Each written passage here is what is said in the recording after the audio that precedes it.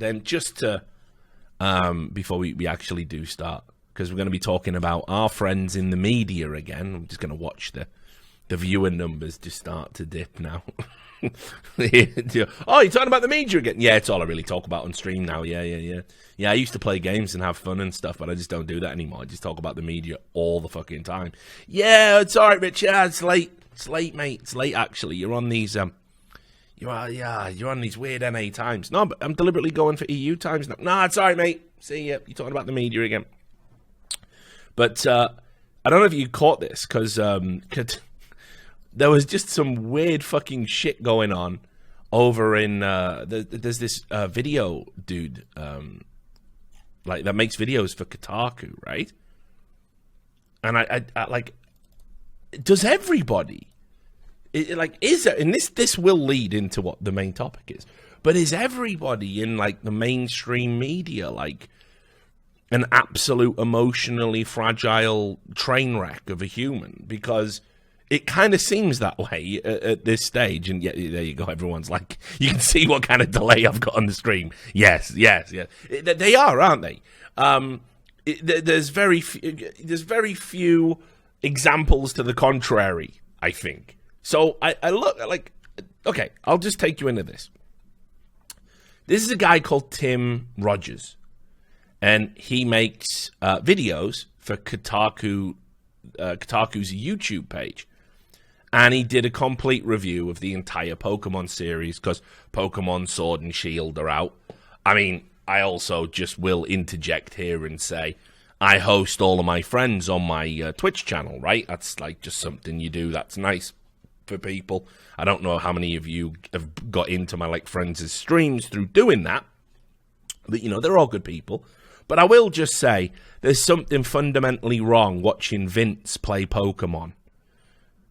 You know, I turned on my own stream the other day, right?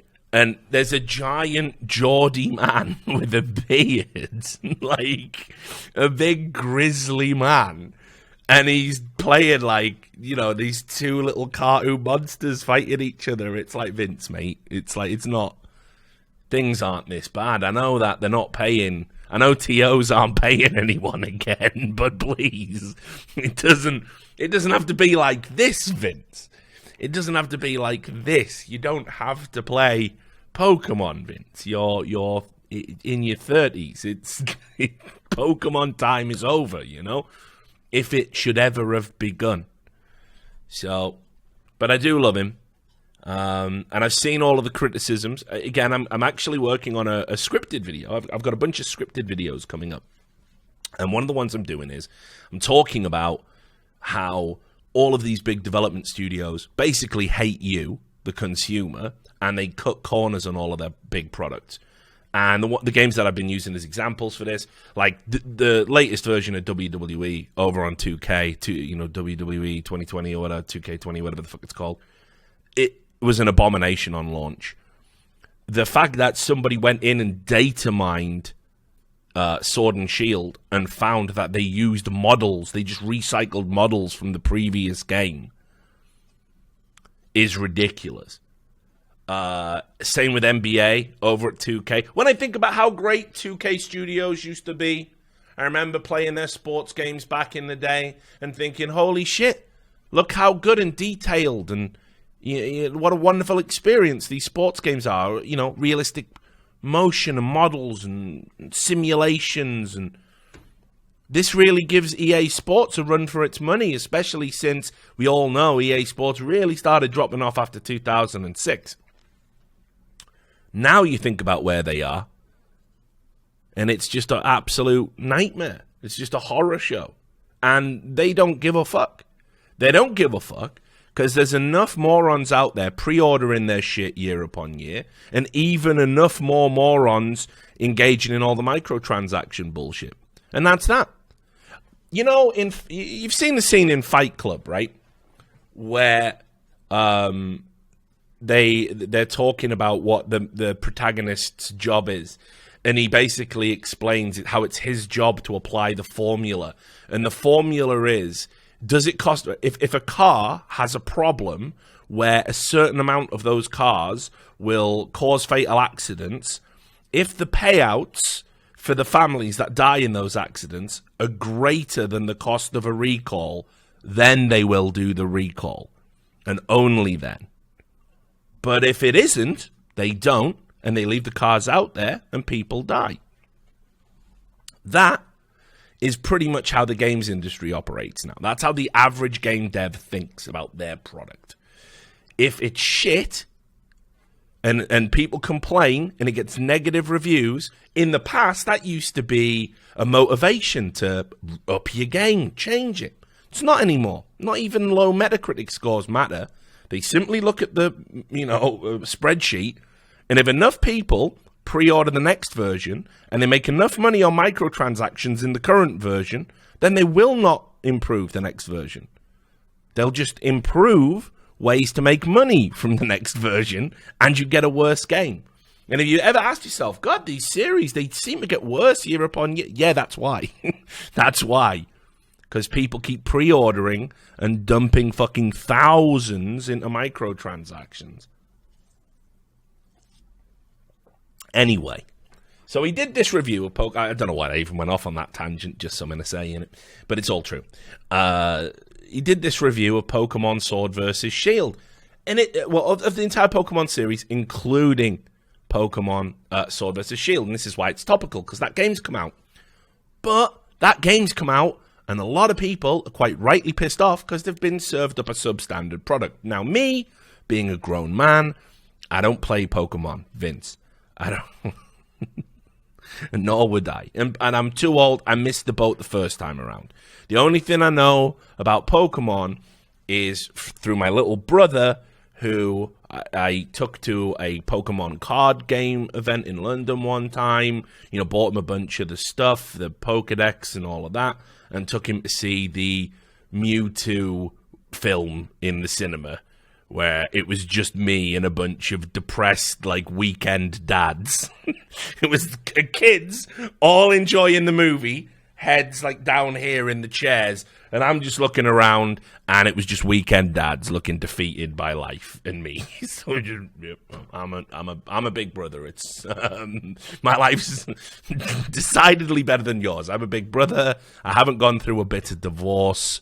My kids don't secretly resent me because I don't have any kids. So nice one, weekend dads. But anyway, that's all I really know. So I could tell you a little bit about, the first gen of Pokemon, Red and Blue, but that's about it. And then obviously, because I'm not sick, I grew out, I was never in it to grow out of it. So I just left it alone, left it where it belongs. So anyway, he does this video, and obviously it's a contentious topic, right? So people leave contentious comments. And just look, this video has been live for less than an hour, and I've already deleted 14 hateful comments. 14, that's more than 10, guys. That's 4 more than 10 to be precise.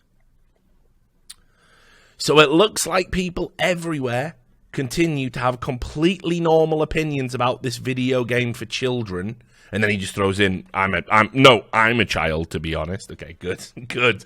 Covered yourself there. Guys, I can't believe that you're getting upset about this game for children, which I'm being paid to review as an adult. Oh, by the way, I'm a child.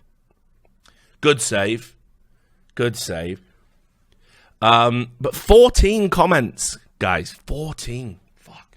Outrageous. And then you're like, well, what are these hateful comments? What are these hateful comments? I've been called a paid shill.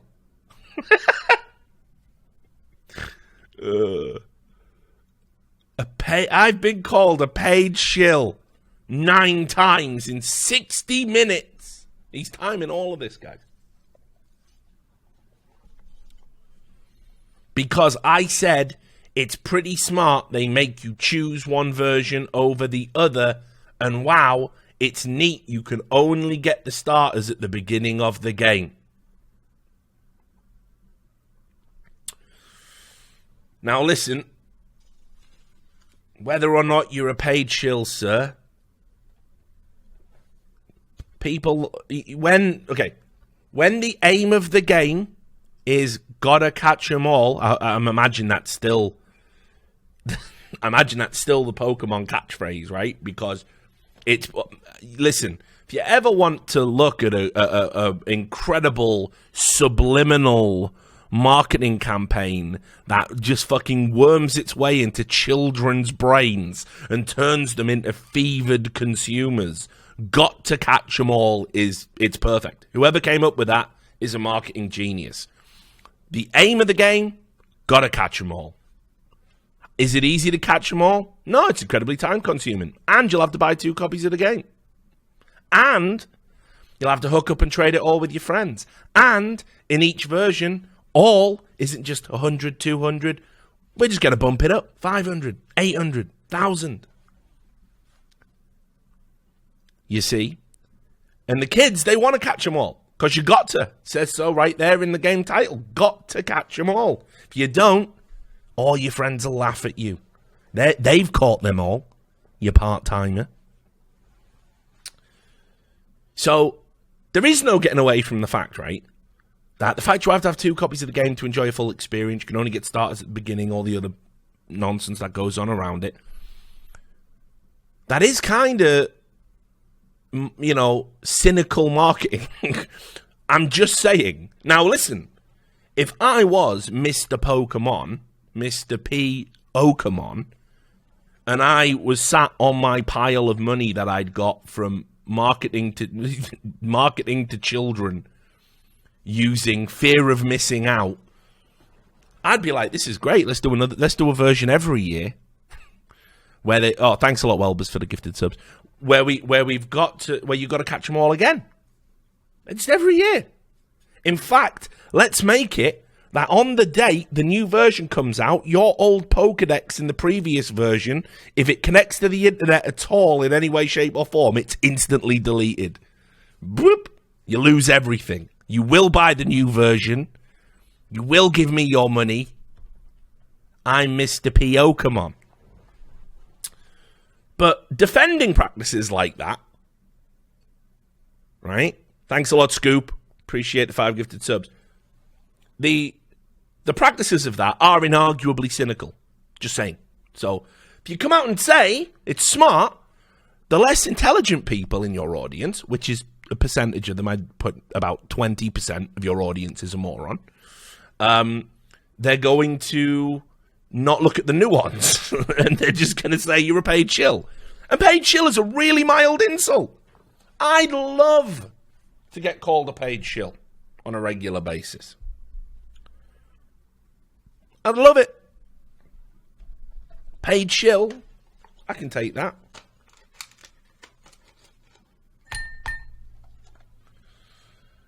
Anyway, on he goes.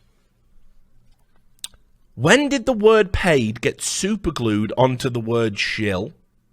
We don't really need that there. It's like calling someone a bad YouTube commenter. So you see what he did there, okay? I'll explain the joke, because I'm pretty intelligent myself, so I can see, I can see what he's done here. So what he's done is he's tried to make a point about English and how the word paid is superfluous, because generally if you shill for somebody, you're doing it in exchange for money or some other form of good or service, right? And then that was misdirection. And what he really wanted to say was all YouTube commenters are bad. Now, I'll be generous and say that the 9 people who called him a paid shill weren't included in the 14 comments. So on a YouTube video for a huge gaming website on a hugely popular franchise at the time of the release of a new game designed for maximum exposure, he's had a grand total of 23 negative comments. And on that basis, he has decided to say anyone who comments on his video, or indeed the entirety of YouTube, are bad. Now, far be it from me to suggest that this individual might not be emotionally equipped for public-facing content. It's probably not his thing.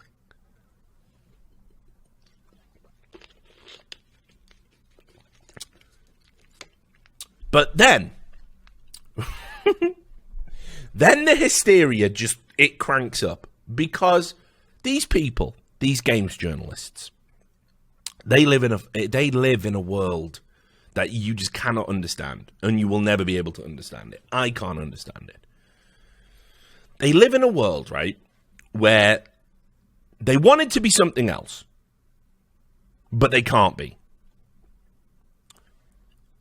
So they settled upon this career choice, this career trajectory, making videos, blogging, reviewing games.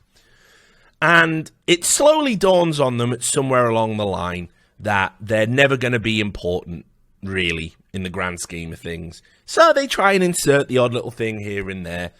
Secretly, deep down, they're trying to use it as a stepping stone for something better. And with each passing day, and each passing week, and each passing month, and each passing year that they don't get there, it just wears them down. And over time, the only way that they can get through their day-to-day of just having to realize that they are becoming more and more irrelevant with each passing moment is they must create a fantasy. And the fantasy is this, that they are the only good human beings on the internet, that they have the power to push back the tides of evil, right-wing reactionaries, Nazis, racists, misogynists, homophobes, pretty much, gamers, as they think, right? And that doing this is as dangerous as the journalists that go to Mexico and write about the cartel, or paramilitary groups in South America, or people who go and cover ISIS. They think it's that dangerous. And this is how you end up with tweets like this. I'm not going to lie.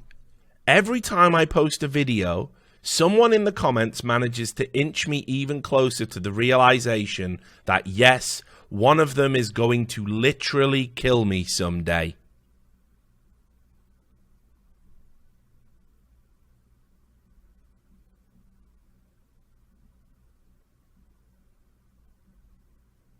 You'll notice, not figuratively, not potentially, literally. Now listen, you're going to go, Richard, you're a hypocrite, right? Because you don't go to esports events anymore. You're paranoid about getting killed.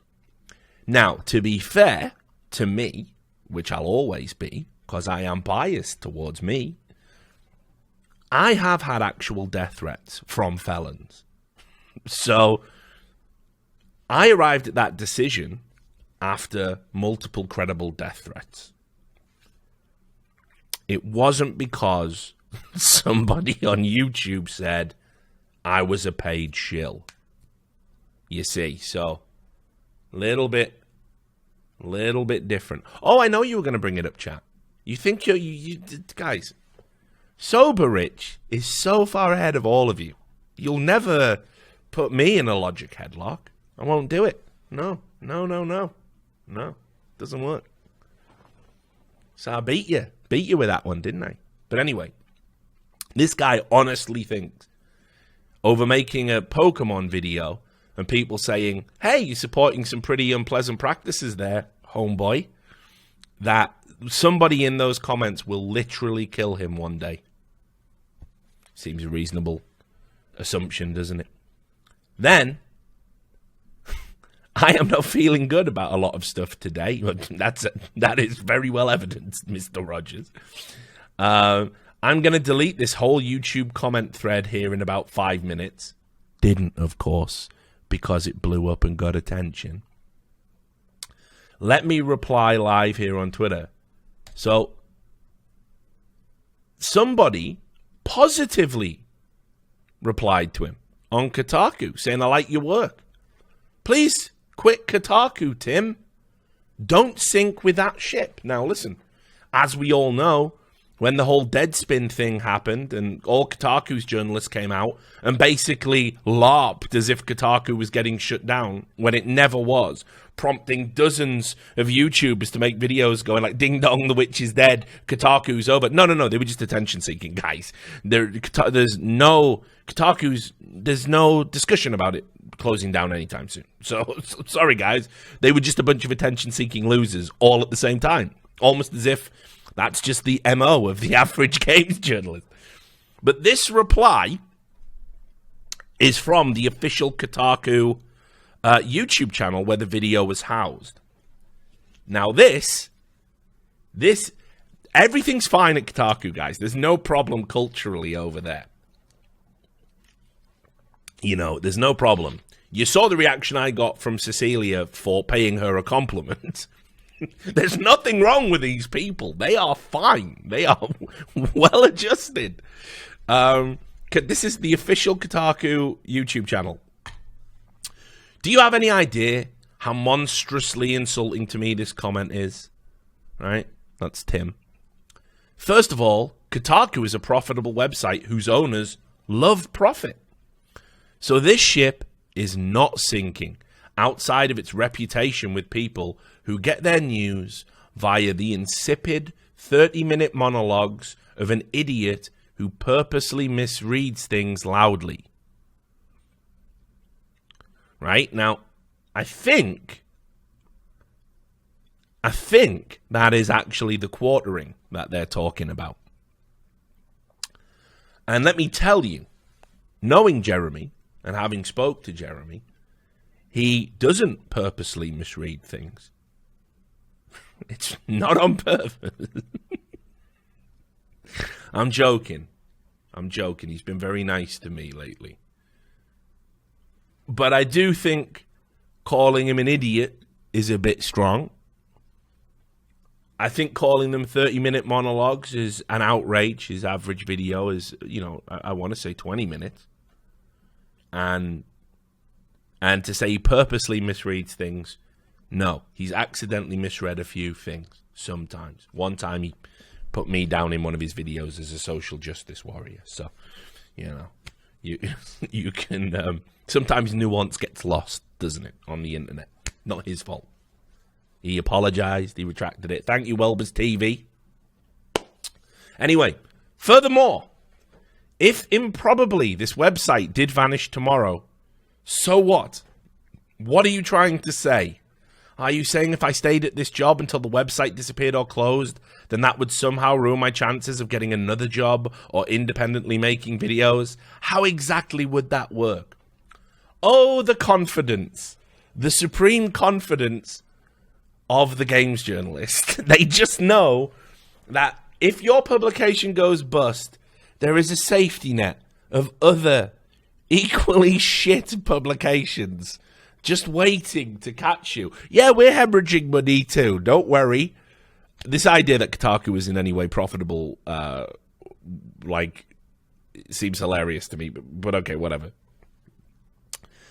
Yes, just parachute down into this new website until that one goes bust, and then that one goes bust, and you parachute down into another, and then that one goes bust, and then you parachute down into another, and you will always have a job. The games journalist knows that the clique will protect its own and will gather round, and they'll always find work among other shit publications being propped up by VC because they write about the things that the progressive VC group want them to write about. Excellent. Perfect. If you like my videos, thanks. Probably could have started with that. It was a fan. It was a fan expressing concern for your career. So probably could have, again, I'm a writer. So, I think about, maybe the order of things sometimes. Though by logically connecting Kotaku's hypothetical demise to my own, you're essentially telling me I have no talent outside of the brand name that pays my rent. And that is disgustingly insulting to me, to be perfectly honest. Thanks for the 5 gifted subs, Chromium Cheetah.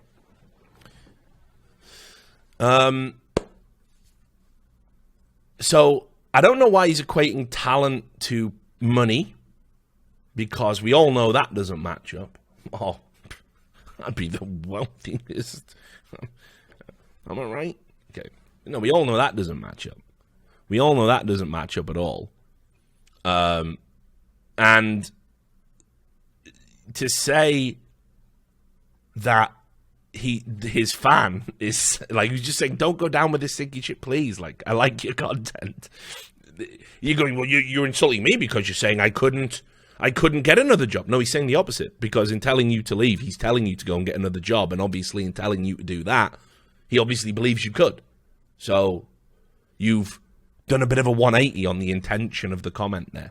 Almost as if you were a hysterical man that shouldn't really be in any public-facing capacity at all because you're too emotionally fragile to deal with it. Thank you for the $5. Janup 5. Kotaku is a pretty... It's brilliant. This works on so many levels. Kotaku is a pretty good website. It just works on so many levels because he couldn't bring himself to say great or very good or even just good.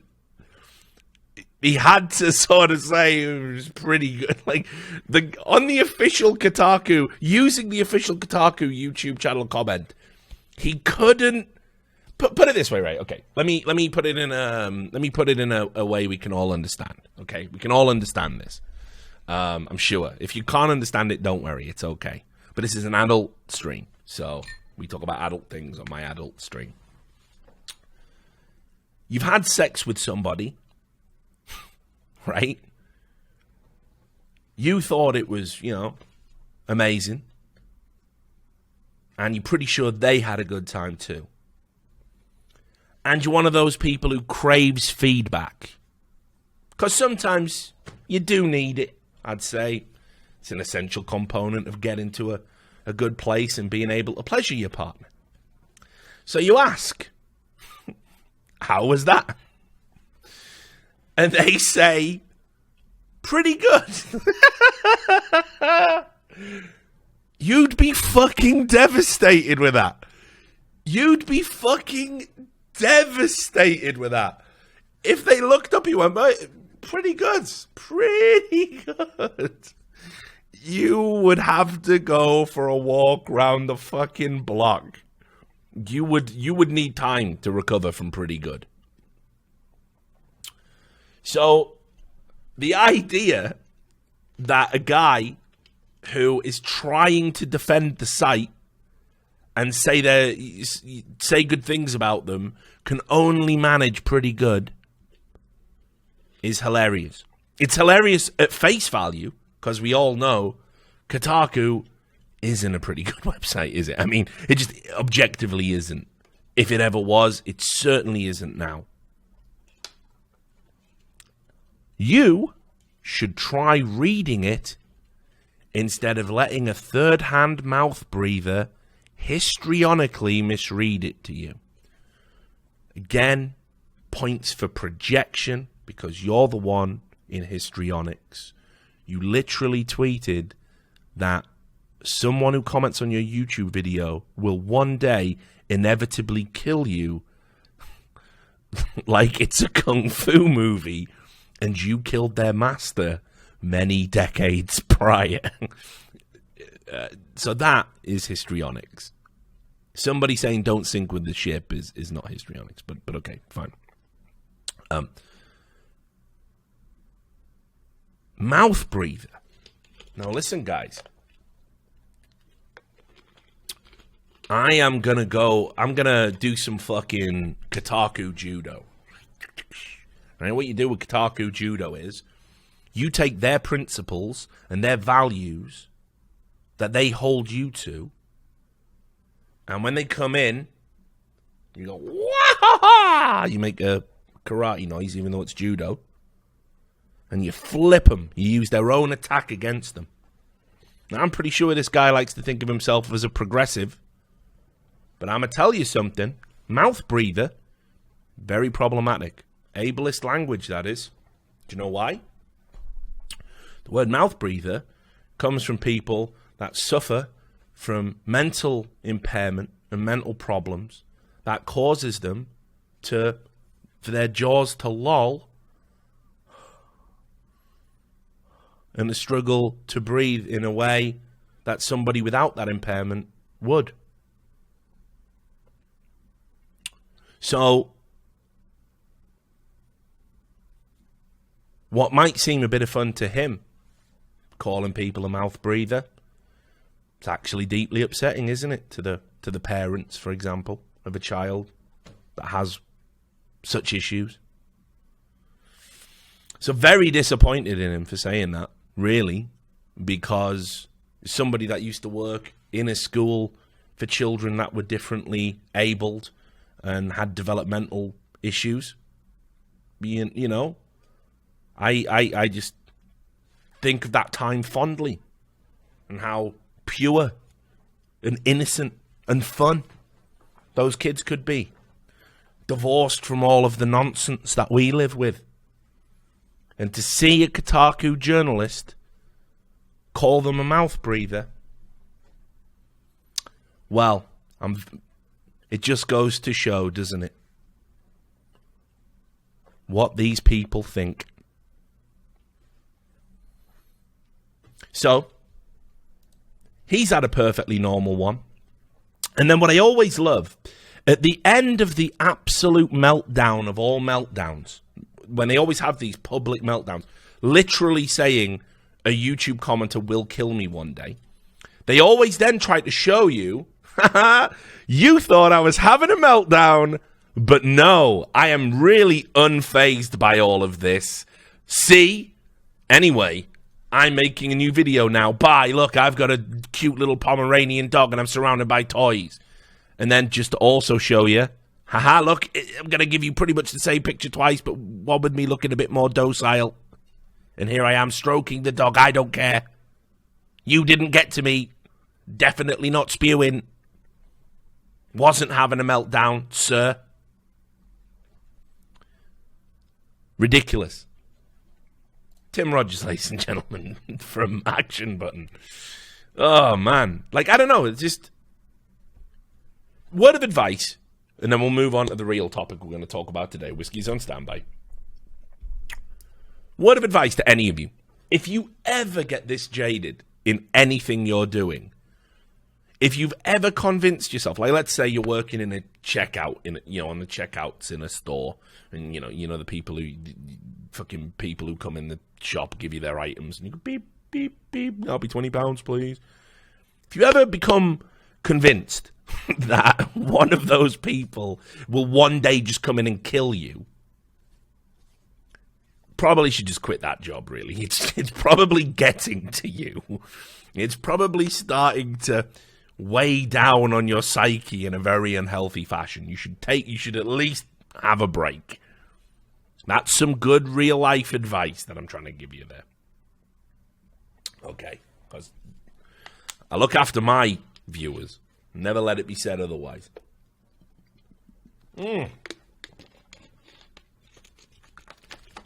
All right, wash the coffee out my mouth.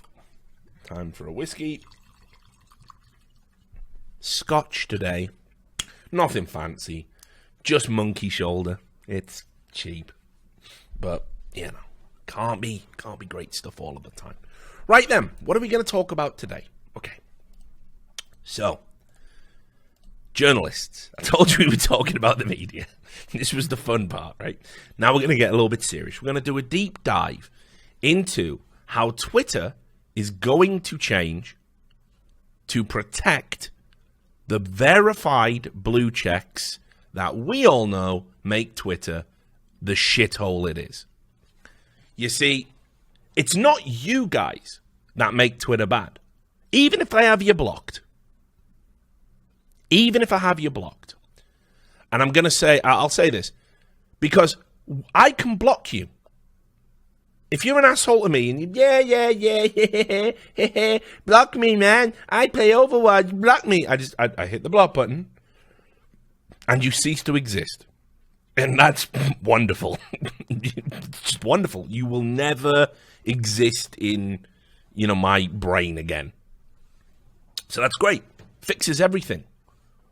The problem we have is if you were a blue check, you get to drive the inane, trending bullshit that everybody talks about.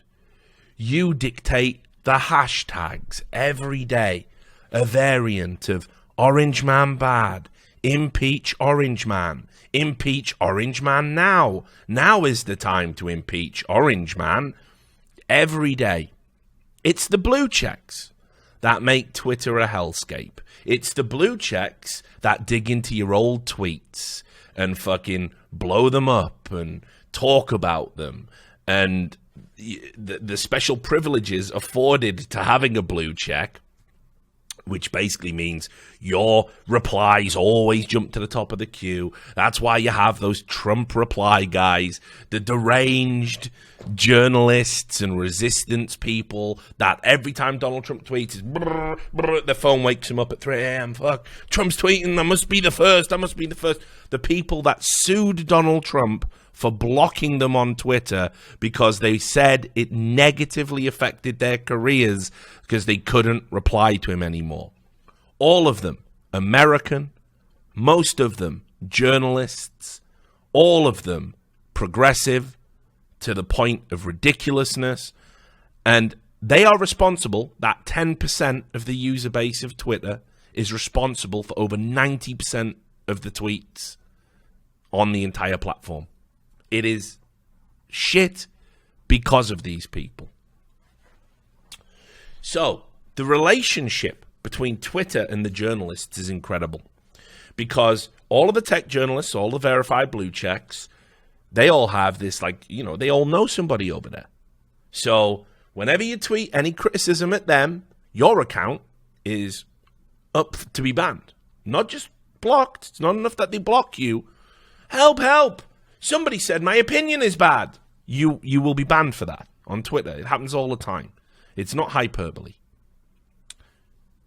There'll be many of you in the chat that have had multiple Twitter accounts, and I bet by show of hands, there will be a significant number of people watching now who had a Twitter account banned for mocking a blue check at some point.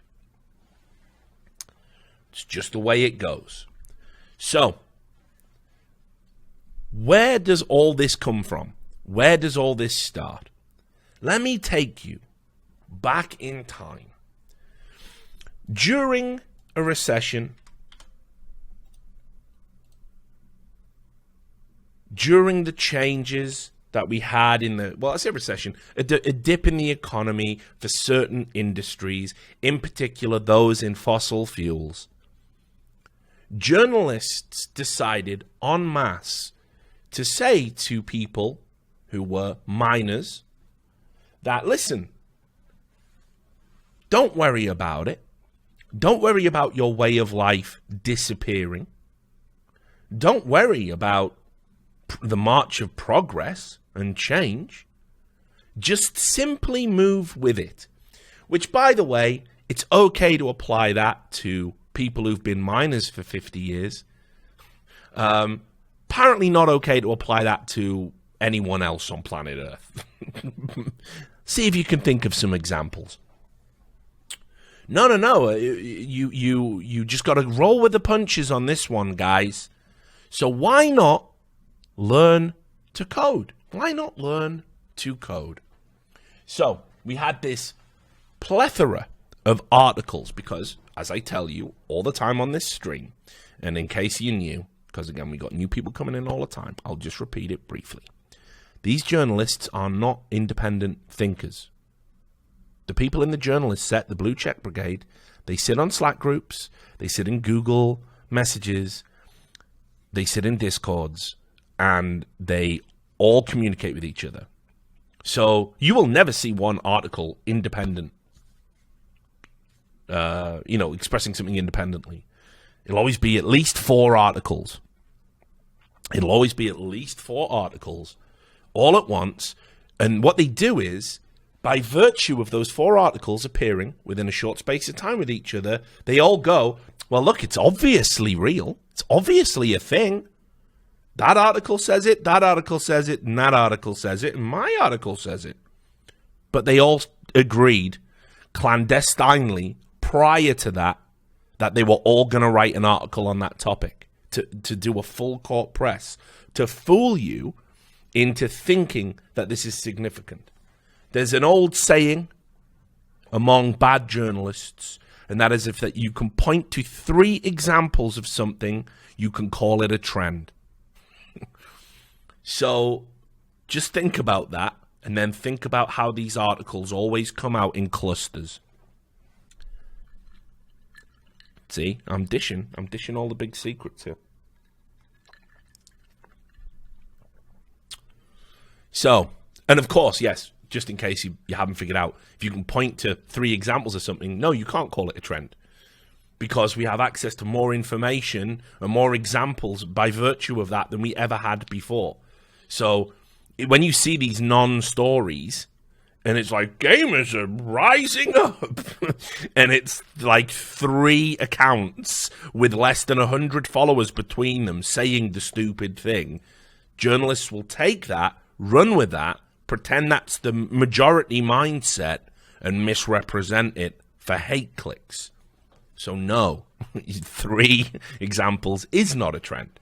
A trend is a trend. A significant amount of people doing something all at once at the same time is a trend. But anyway, is learning to code the answer to the plight of struggling coal miners? For business partners, Rusty Justice, that's a porn star name. Can we... Oh my god, it's Rusty Justice, the fucking gay porn star. That's like, that is not, I am, okay, if I ever do Dungeons & Dragons, guys, I am a gay barbarian called Rusty Justice. There we go. For business partners, Rusty Justice and Emlyn Parish, it's at least one solution. So, just to let you guys know, this isn't a new development, by the way, because I'm old enough. I was around, when the mining community I lived in was basically being thatchered to death. And I remember the back end of the miners' strike as a very young kid, and the subsequent aftermath. And guess what? Guess what miners were told then?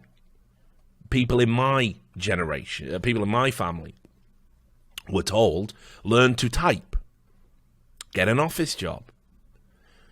Now, I don't know how many miners you guys know. Let me tell you a little bit about working down in the mines. It's not very nice. It's dark. It's full of dust. You inhale all sorts of crazy shit. It's potentially fatal if you get a collapse down there. And there's a lot of industrial diseases related to mining. You get black lung. It's obviously a common one. You get this thing, is it called pneumoconiosis or something? No, that can't be right. Or is it? Pneumoconiosis, maybe. Anyway, the pneumatic drill, and you get a dead white finger from the constant shaking, and you can't move it properly. Fucks you all up. Anyway, I've seen all these diseases firsthand. So, first of all, not a high barrier for education to be a miner. That much is true. But you don't need it to be. You need to understand mining. So you don't die. You have to understand safety. You have to understand how to detect gas leaks or likelihood of a cave-in, or what different types of, shale and coal and all that's coming through. So you get an idea about when you're going to hit like certain types of rock and maybe gas pockets and things like this. This is what you have to understand. And when you've learnt that trade and done it religiously for 30 years, the idea of coming out and then moving into an entirely different trade isn't going to cut it. And I'll tell you a story. It's not much of a story, but I'll just set the scene. I remember it vividly as a kid. I remember we were sat there, and one of the kids got took away. And we were like, what's happened there? Is he in trouble? What's going on? We were very, very young. And we saw the kid crying and being taken with all of his brothers in the school in different years. They were crying, and they were all being taken out. We all had a look out the window. And they went to the front gate of the school, and they met their mother there, and she was crying, and they went away.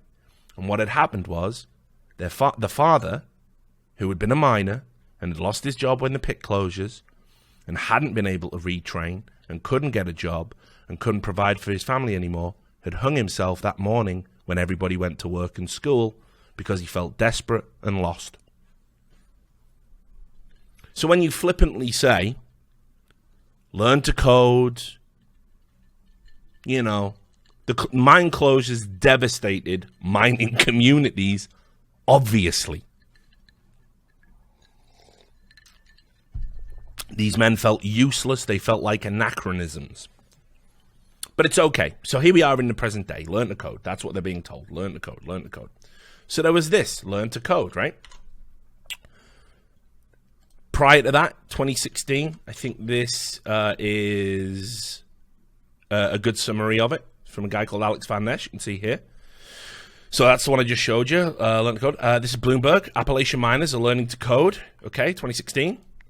From coal to code, said the NPR, also in 2016, a new path for laid-off miners in Kentucky.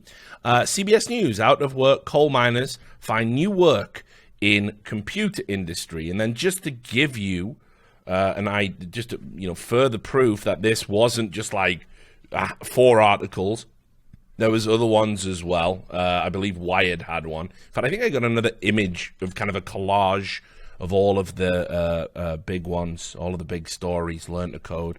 So just to show you, here we go again. Yeah, can you teach a coal miner to code? That's like really fucking insulting, isn't it? Can you teach a subhuman to be human? Yeah, brilliant, nice one, Wired. Yeah, big fan of that.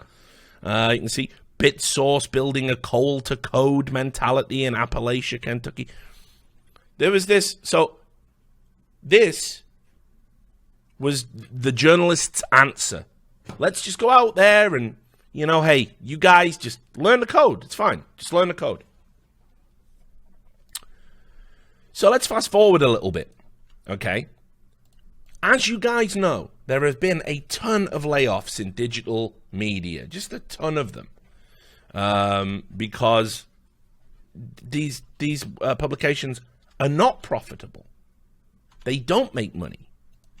Because ultimately, it's people writing about garbage,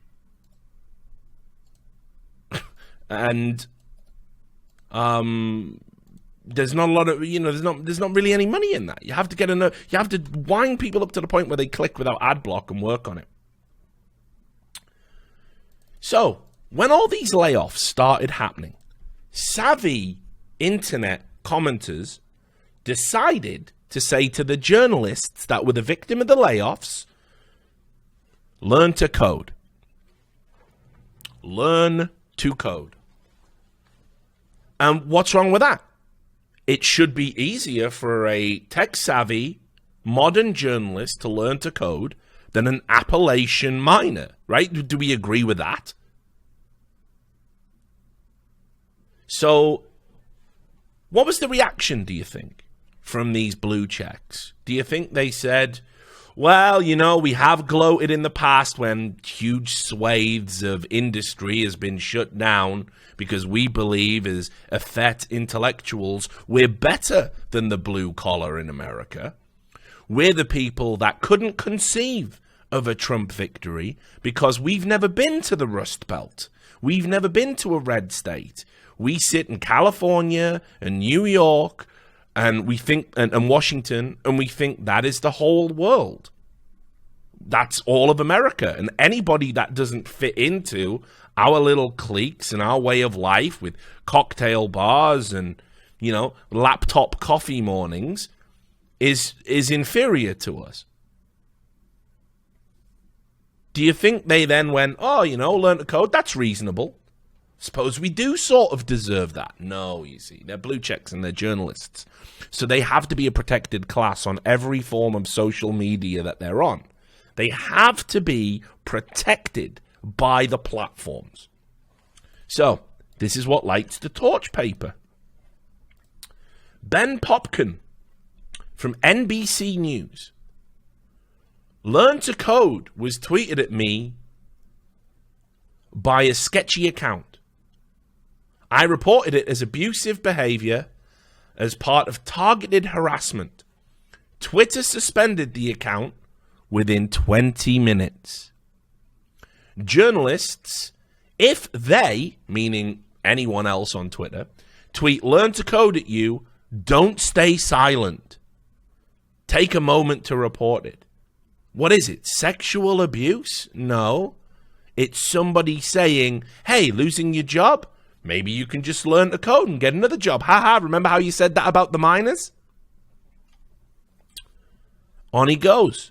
Twitter will review it.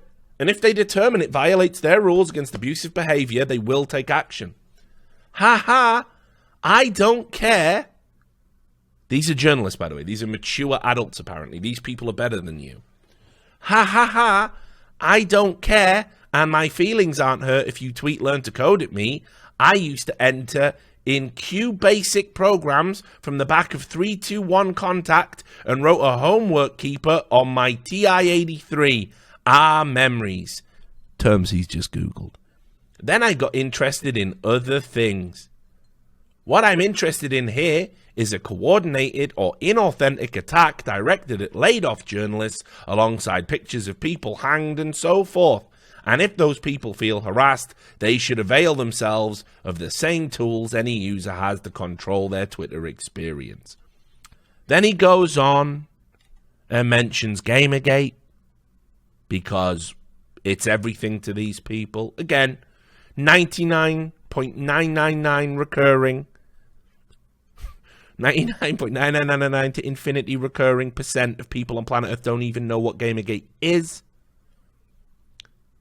let alone the inaccurate version of it peddled by these lunatics on the internet. But to these people, they think it is a significant and important cultural touchstone. In fact, and I've said this many times in the past, to the average journalist, to the average blue check, Gamergate is their Vietnam. They served in it. They sit around in their bars, nursing drinks. What's up with you, man? I did 5 years in Gamergate, man. I did 5 years in Gamergate. Shit, I'm so sorry. I'm so sorry. How many times do people tweet "learn a code" at you? I don't want to talk about it, man. It was Gamergate. 1 minute there I was, just happily tweeting at Anita Sarkeesian saying, "Oh my God, you're a savior," and the next thing, a gamer just came out of nowhere and told me to learn how to code. That's the world they live in. It's their Vietnam. They served in it.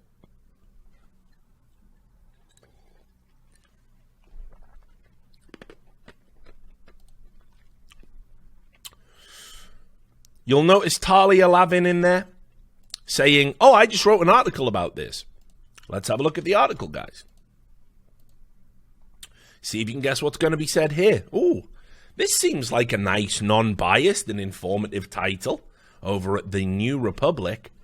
The fetid right-wing origins of Learn to Code. There's some belters in here, right? Last Thursday, I received the news that the HuffPost opinion section, where I'd been opining on a weekly basis for a few months, had been axed in its entirety. The same opinion column had had a home at the Village Voice for some 21 weeks before that entire publication shuttered as well. "This business sucks," I tweeted, chagrined at the simple fact that I kept losing my column because of the cruel, ongoing shrinkage of independent journalism in the United States.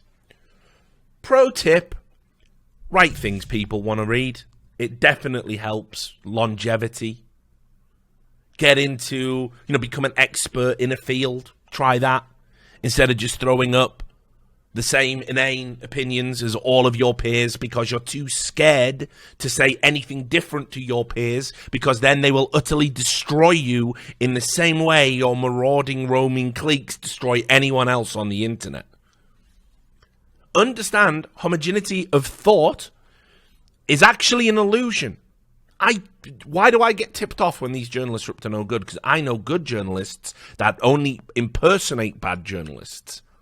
They don't want to be what they are, but they have to pretend to be that because now they're in too deep. It is a gang. It is a cartel. It is a cabal. You cannot get out. You can never break free once you're in, or they will get all of they'll leak your own fucking emails and all the Slack chat you've said. They'll fuck you over in ways you cannot conceive of. So you've just got to ride it out. But plenty of journalists, actually, you'd be amazed, are like, fuck, I'm really sick and tired of having to write demonstrably false nonsense just to tick a box and fit in with all of my peers.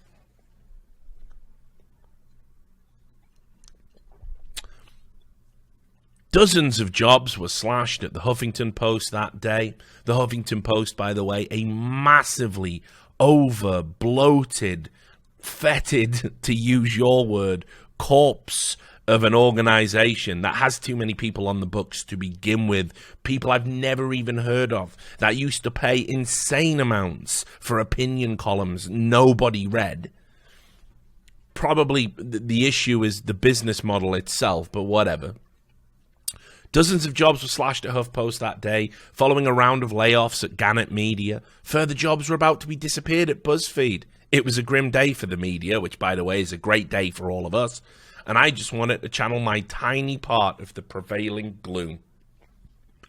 Then the responses started rolling in.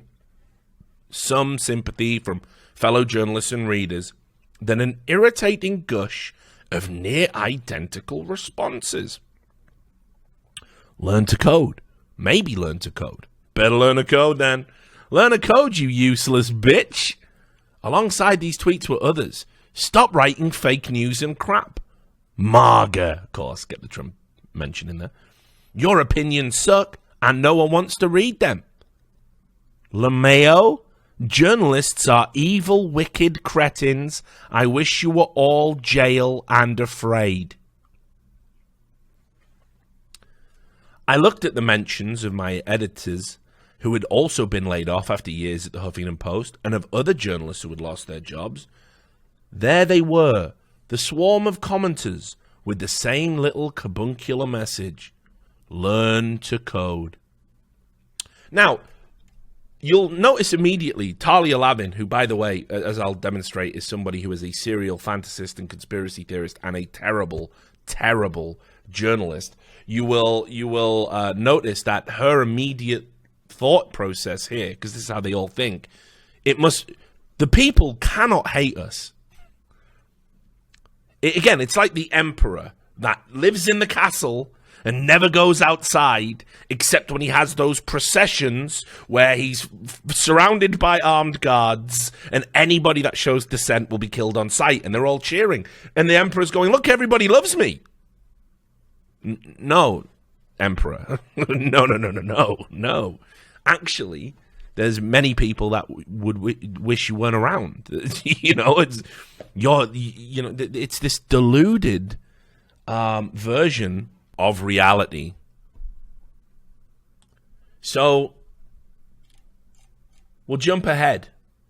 What's a brigade attack? 'Cause it has to be coordinated. They can't believe that actually just a lot of people dislike them because they are thoroughly dislikable people and they engage in thoroughly dislikable practices and they enjoy a protected and elite status on every social media platform that they inhabit while simultaneously dunking on the average person. They do not believe that people could dislike them.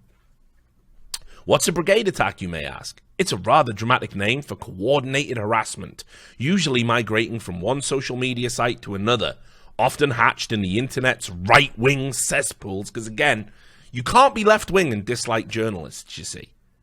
You can't be. You must be right-wing to dislike these people. These campaigns unleash a massive harassment on unsuspecting targets. 4chan's poll board, a gathering place for people who want to say the N-word freely, vilify feminists, and opine on nefarious Jewish influence, has an oversized role in organizing brigade attacks. By the way, you can also just tell the fucking new 4chan normies when they don't remember when poll was basically like Antifa on steroids, when it was smash the system. I remember, because I am not an inauthentic journalist that only engages on the internet when it suits me to. I have an understanding of internet culture. I'm sure many of you guys do too. And it's been an evolution over there. And the pendulum will swing back. Yes, it's edgy right-wing bullshit now, but it used to be even edgier left-wing bullshit just a few years ago. It's pole. It's contrarian. That's pretty much the point. It's edgy contrarianism jacked up by anonymous people.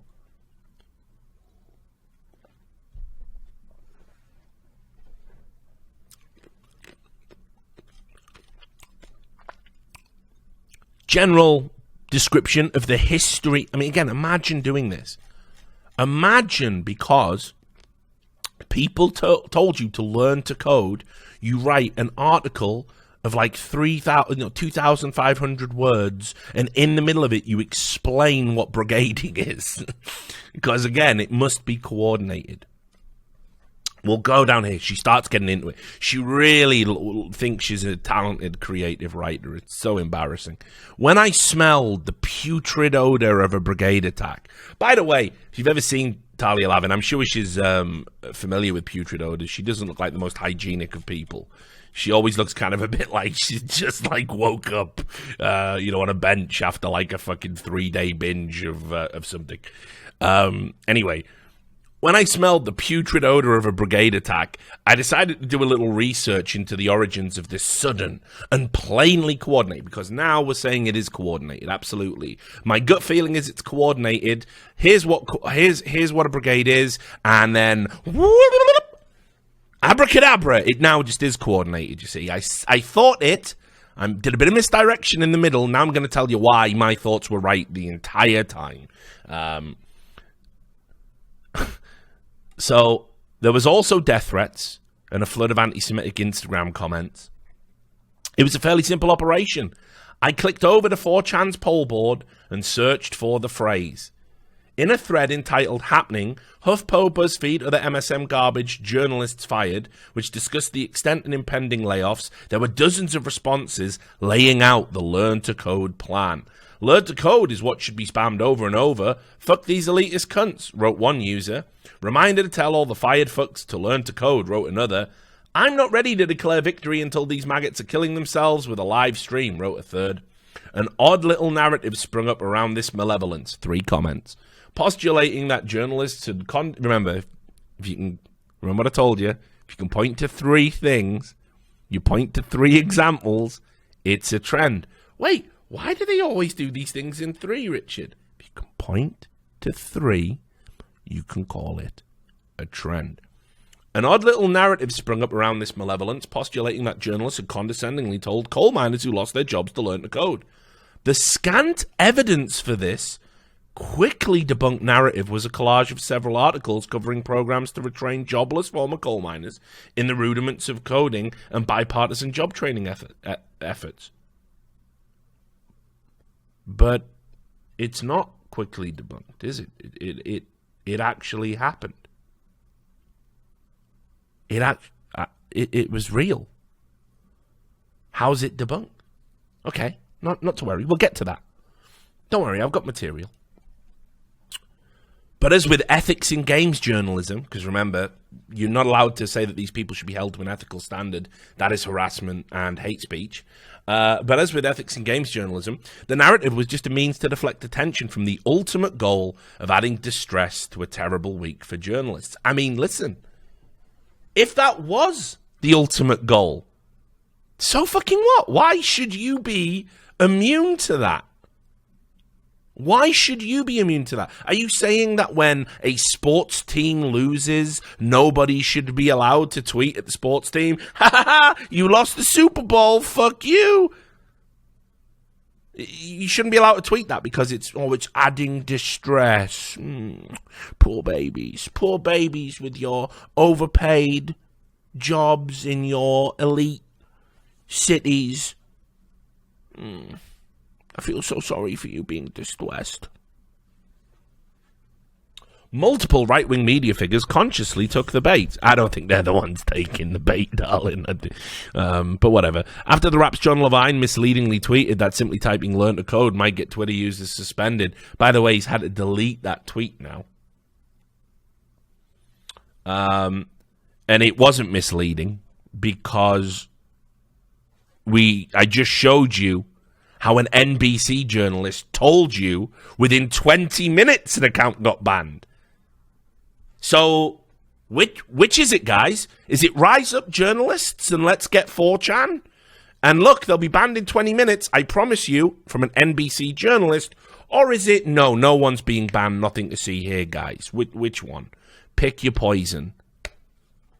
We know which one it is, because everyone was getting banned for typing learn to code. Our nation's bravest firefighters must be protected from microaggressions like learn to code jokes on Twitter. Pathetic, wrote Daily Wire pundit Ben Shapiro. Donald Trump Jr. weighed in. Could someone explain to me why if I tell my kids to learn to code, it's likely sound parenting, but if I told a journalist the same, it's grounds for a Twitter suspension? Tucker Carlson, Fox News' most openly white supremacist host and a frequent amplifier of far-right meme warfare, ran a segment about the trolling campaign for his roughly 3 million viewers. Someone on Twitter came up with a pretty brilliant piece of advice for all of those laid-off journalists trying to figure out what to do with their lives. Learn to code. Perfect. Suddenly, learn to code was everywhere on Twitter, Carlson said. But journalists didn't see the humor in this at all. A former New Yorker employee called Talia Lavin called the phrase, quote, far-right hate. So they complained to the censorship authorities at Twitter. For me, the open hostility of learn to code was from the first moment compounded. So it was an issue by itself, but what made it worse was misogyny and anti-Semitism. I'm sure the examples of which were very infrequent, because I remember when this happened, I didn't see a lot of that. I did see a lot of people with anime avatars laughing at you and telling you to learn to code, and I saw a lot of those accounts get fucking banned. One Twitter user posing as a Jew named Moshi Goldberg sent me a photo of a pizza with a crude caricature of a Jew on it, and it said oven ready. Okay, that's not cool. But that's not got anything to do with the learn to code. Others utilized the Photoshop meme of Tucker Carlson in a skull bandana of the type favored by fascist groups. Day of the Rope, it read, a reference to the scene in the Turner Diaries, a novel that remains the your text of the American far right and was an inspiration for Timothy McVeigh, where political enemies are hanged en masse. And again, do you see the recurring theme here? Much like the games journalist we talked about before, oh, the YouTube commenters are bad, one of these people will literally kill me. The vast majority of people telling you to learn to code have nothing to do, probably aren't even right-wing, let alone have ties to terrorist groups or interest in that world. But here we are in a written article comparing them to Timothy McVeigh. They compare you to these things not because they're trying to drum up sympathy. It's not even that malevolent.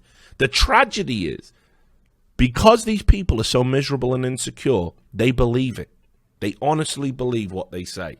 They all have created a fantasy to insulate themselves from the reality of what they are and what they do. And that fantasy is that they are on the front lines of a great war, a jihad no less, a holy war between them, the good and the righteous, and you, the evil gamer, the evil anonymous person on the internet, and they must be immune to criticism.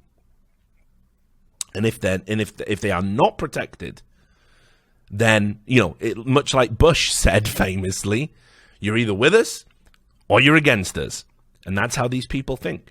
I hear a lot of people tell me that this is it's a very cynical, movement designed to create false narratives. You have to understand, in their mind, the narrative isn't false. They've just been doing this too long. They're just jacked up on their own hubris, but secretly, this is what happens when a massive ego and massive insecurity collide to create a personality black hole. They are divorced from reality. They cannot exist in the real world. Anyway, let's not read the rest of the garbage, but let's just do a quick reminder about who Talia Lavin is. Let's just do a little reminder, in case you don't know. Talia Lavin, famous for something. What's she famous for, Richard? Well, here you go. Oh, We hadn't had strobes today, but we're going to get some strobes. So I apologize for the strobes. There it is. The ad, see? You can always tell when it's done.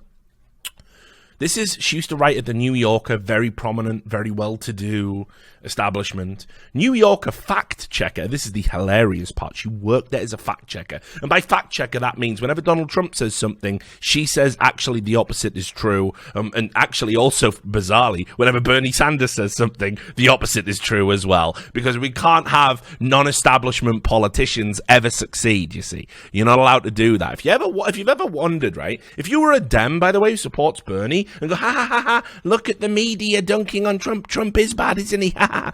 Now they're dunking on your guy. Now what do you think? Oh, yeah, it don't matter. They're dunking on Bernie. They're dunking on Tulsi, isn't they? They're dunking on Yang. Isn't this weird? It's almost as if there was one big fucking system in place designed to keep outliers out and established scumbags in. Isn't that strange, guys? Isn't that really fucking strange?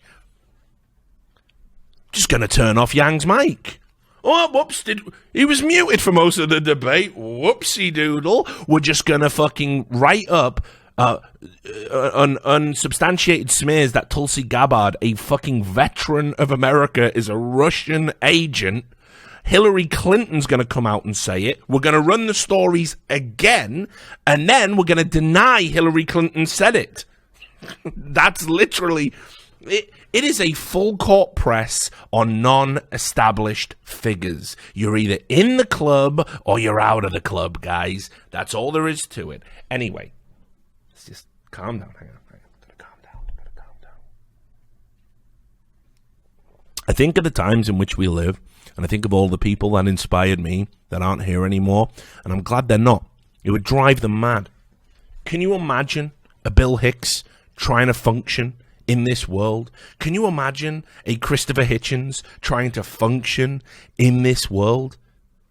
Could you imagine what they would say about them? Could you imagine what their material would be like? Could you imagine? George Carlin couldn't function in this world. He saw it.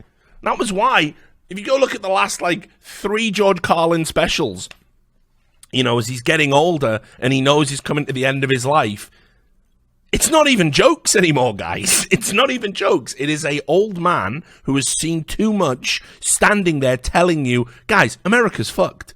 The world is fucked. The system is fucked. We're all fucked. It's one big club and you ain't in it. And while I miss all these people immensely for their sanity and clarity, and I'm missing out dozens more, man, am I glad they've been spared this. Man, am I glad. Because it would have been impossible. Every day, George Carlin is a white conservative, like one of the most liberal dudes of all time. Is Christopher Hitchens alt-right? Is he a gateway to alt-right philosophy? Is he a misogynist? Because one time he said he didn't think women were funny, naturally, because of anthropological reasons. Even though, of course, he got up in front of every organized religion in the world and said, you've got to start giving women autonomy of their bodies. But no, he's not a feminist, actually.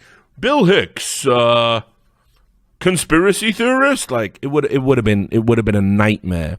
It would have been a nightmare. These people would have been hounded out. We wouldn't even know who they were. If they had established careers before it, they would have been smeared and destroyed for pointing out the absurdity at the core of this nonsense system, this paradigm we have to operate within. They would have been utterly destroyed. Thankfully, they cannot be utterly destroyed because they are dead. And that is a much better state of affairs, whether they know it or you think it or not. Anyway, Talia Lavin, New Yorker fact checker under fire after mistaking ICE worker's tattoo for Nazi symbol. This was the moment when a ICE employee, remember you have to also say that everyone who works in ICE is the equivalent of the SS. If you do not say this and do not think this, you are complicit with Nazism. Apparently, that is the prescribed wisdom of the times. This guy, by the way, was a former Marine who had lost both of his legs, despite being disabled, wanted to continue to serve in some capacity to serve his country, moved to ICE and worked in a division that was responsible for stopping dozens of child sex trafficking operations. All round, a pretty good guy. Anyway, he had a cross on his elbow. You can see it there. The idea that somebody could be employed by ICE or any American institution while having a visible Nazi tattoo immediately should tell you what world these people live in compared to the rest of us.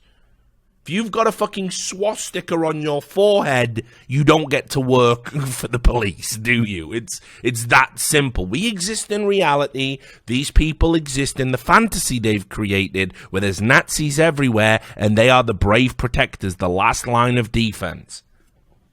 So anyway, it is a Titan II symbol, a special type of cross that was unique to his platoon, which served in Afghanistan.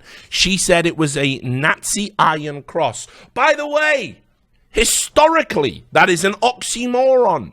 The Iron Cross is not a Nazi symbol. Anybody with a cursory understanding of European history knows this. Yes, it was continued to be given as an award for valor, the Cross of Iron, the Iron Cross, during the Nazi regime, but it predates it by a long, long time. It is the German Medal of Valor, essentially. And the cross comes from the Kaiser. So even if it was an Iron Cross, it is in no way a Nazi symbol. Absolute gibberish. But anyway, this New Yorker fact checker operating under that basis publicly smeared this disabled veteran and said he had a Nazi tattoo on his body. Needless to say, it wasn't true. ICE responded. The writing on his right arm is the Spartan Creed, which is about protecting family and children, which is what he worked in when he went to ICE. Anyone attempting to advance their personal political opinions by baselessly slandering an American hero should be issuing public apologies to Mr. Gertner, that's the guy, and retractions. This includes Levin and the New Yorker. The New Yorker said, "We have just learned that a staff member erroneously made a derogatory assumption about ICE agent Justin Gertner's tattoo." Now listen, a derogatory assumption is he has a 4-inch penis when erect. Calling him an actual neo-Nazi with neo-Nazi tattoos on his body, that is out and out slander. It is unbelievable. It must have taken incredible restraint on behalf of ICE, on behalf of Mr. Gertner, to not just lawyer up immediately and sue and win a slam dunk payout. The personal social media accounts of staff members do not represent the magazine because we love that degree of separation.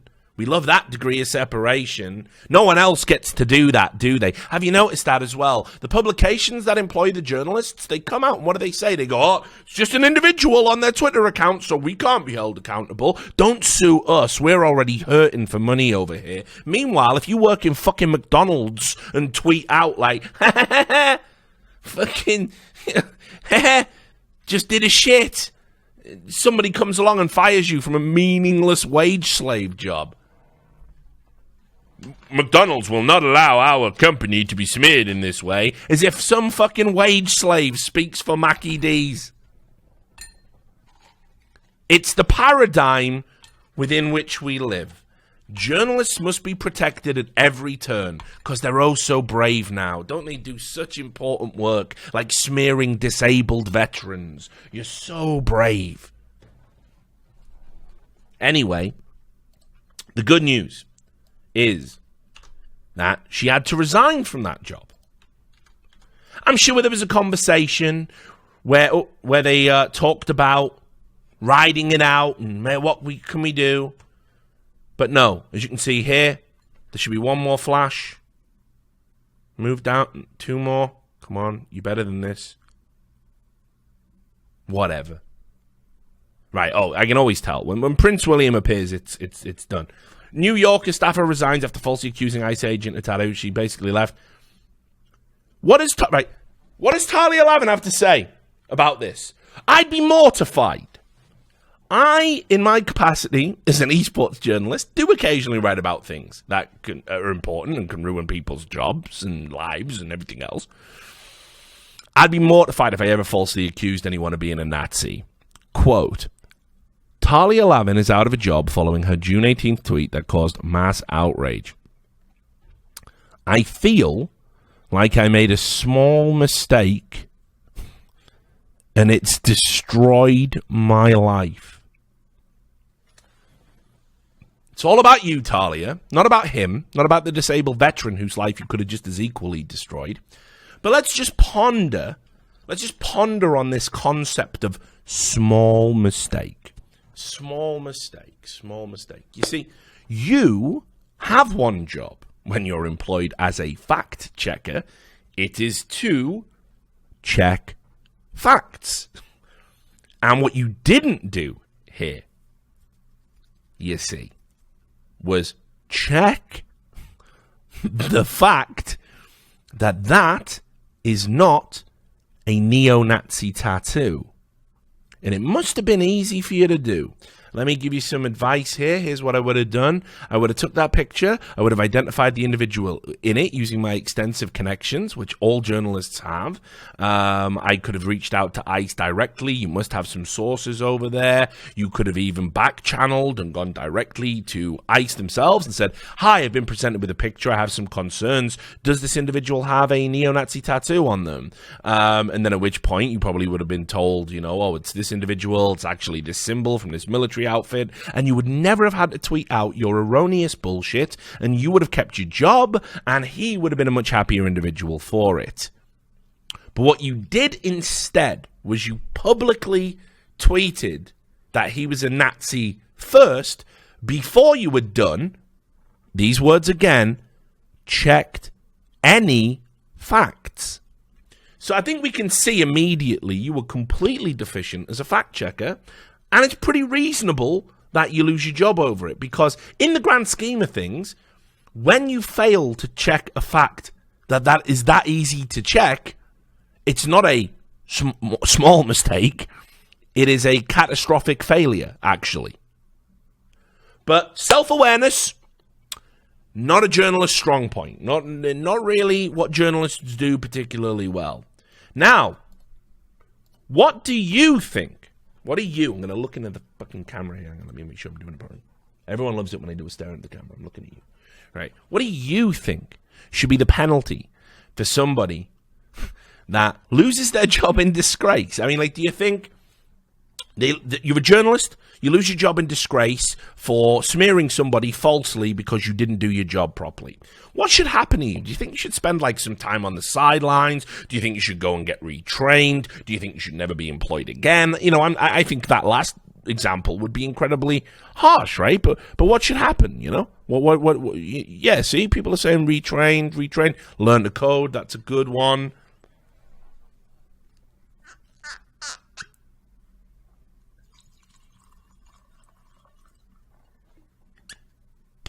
Right. But there should be some consequences, right? Now, she said, it's destroyed my life, she said in June of this year.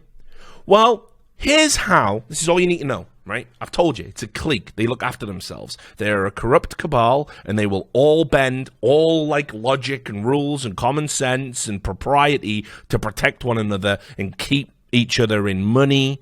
And this is why there's no oversight anymore. Used to be, back in the day, you did something like this, you just wouldn't work again. No one would want to hire you and be associated with this level of embarrassment.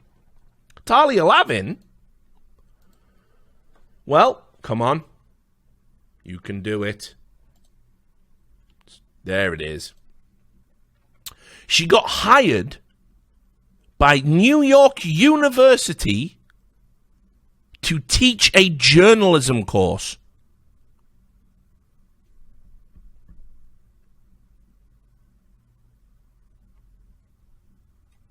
Just like that.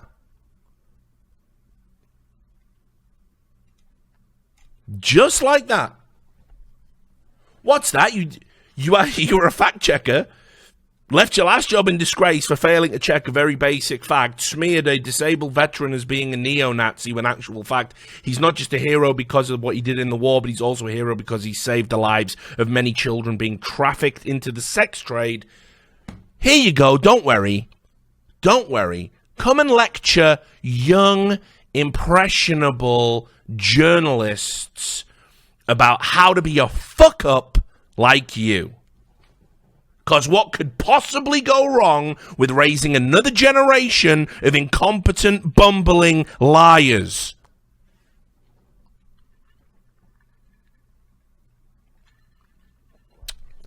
I am telling you guys, it is rotten to the core. It is irredeemable. This will not be fixed by a few Twitter outrages. It is a cabal. It is corrupt. They're all in on it, and they all protect each other, and they operate in the highest echelons of politics, academia, journalism, and tech. All the things we need to function in our society. Not a conspiracy, provable fact. So she got offered a job.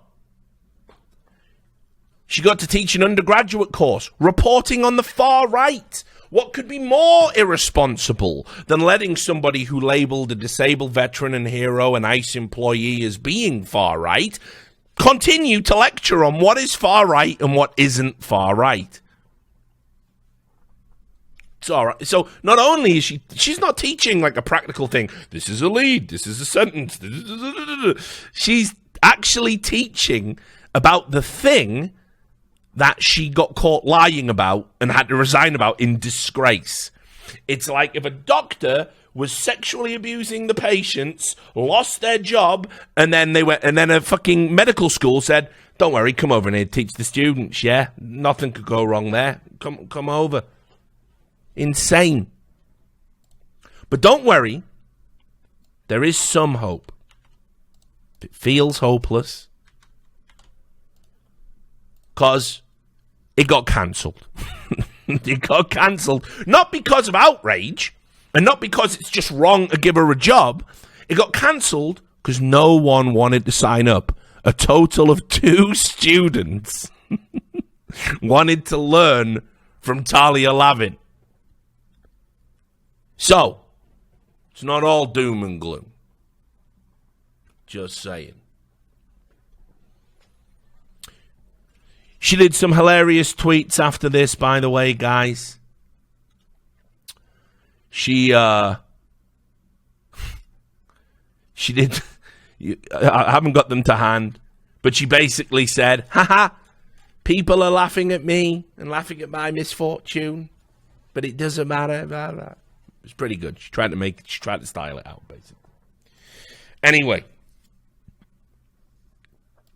it wasn't just Talia Lavin that was writing about how Learn to Code was this awful, abusive trauma that journalists had to go through. Here's the ringer. Learn to Code, the meme attacking media. Laid-off journalists and their supporters have seen their Twitter mentions, not their mentions, littered with a phrase that some are suggesting is part of a targeted anti-media harassment campaign. What does it all mean? Means we're sick of your shit. Means we're sick of overpaid liars force-feeding their fucked-up agenda to us, and also looking down on blue-collar people that whenever they go through hard times, you let them eat cake while you quaff another fucking margarita because you think you've got taste, but you ain't. Yeah, people are sick of that shit. And again, remember the immortal line. If you take only one thing away from this stream, just remember, if you can point to 3 examples, you can call it a trend. More than 1,000 jobs were eliminated at publishers, including BuzzFeed and Verizon-owned Yahoo, AOL. Beginning Friday, Twitter was flooded with messages from freshly laid-off journalists. Oh, it was a great day, by the way. It was really good. As well as condolences from their former colleagues. Oh, the pity party was hilarious. Twitter was simultaneously mourning the vicious cutbacks and condemning, "Curse you, VC! Curse you for keeping our jobs afloat in the first place! God damn you, you venture capitalists! Artificially propping up our dying trade! Curse you!" Yeah, these VC people are so fucking bad, aren't they? So bad, aren't they? These VC people are just evil. The ones that told you to stick to sports. Evil. They're just evil.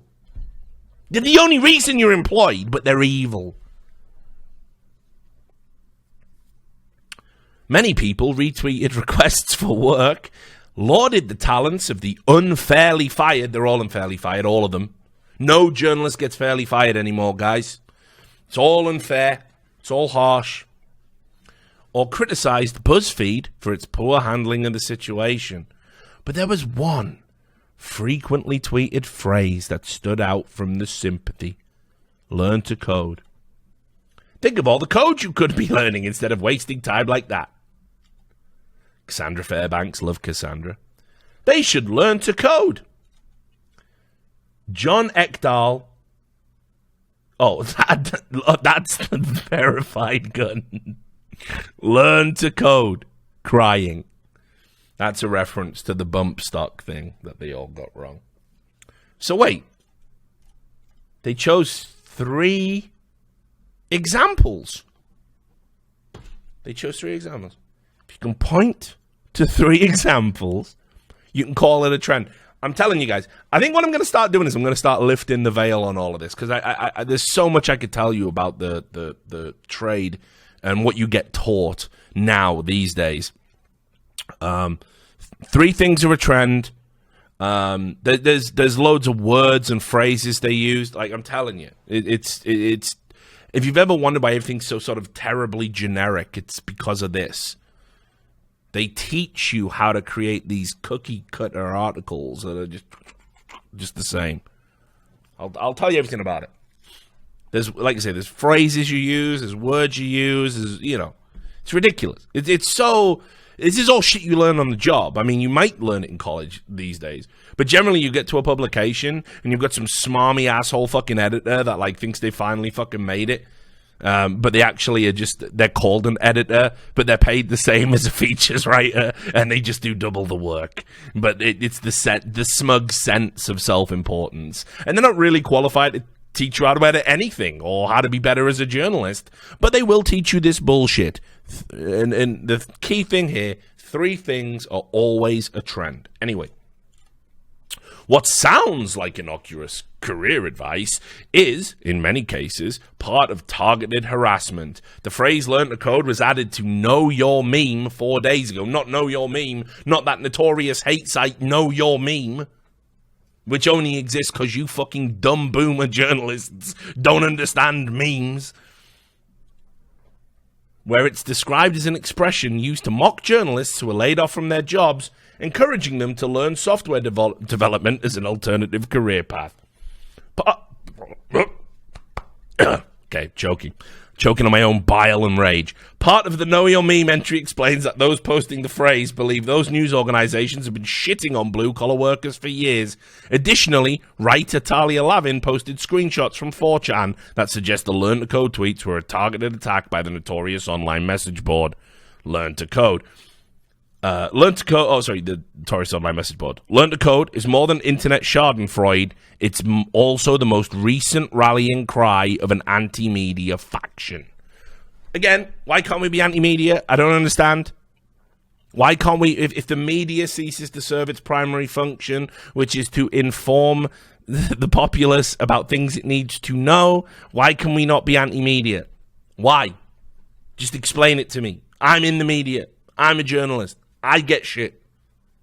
If I ever started publishing nonsense that was false and provably false and did it over and over and over and over again, and then people told me that I was shit at my job and that they didn't want to read my stuff anymore, I wouldn't go, well, you're just being anti-media. No, you're being fucking sensible. You're being anti-stupidity at that point, and that must be something that needs to be lauded.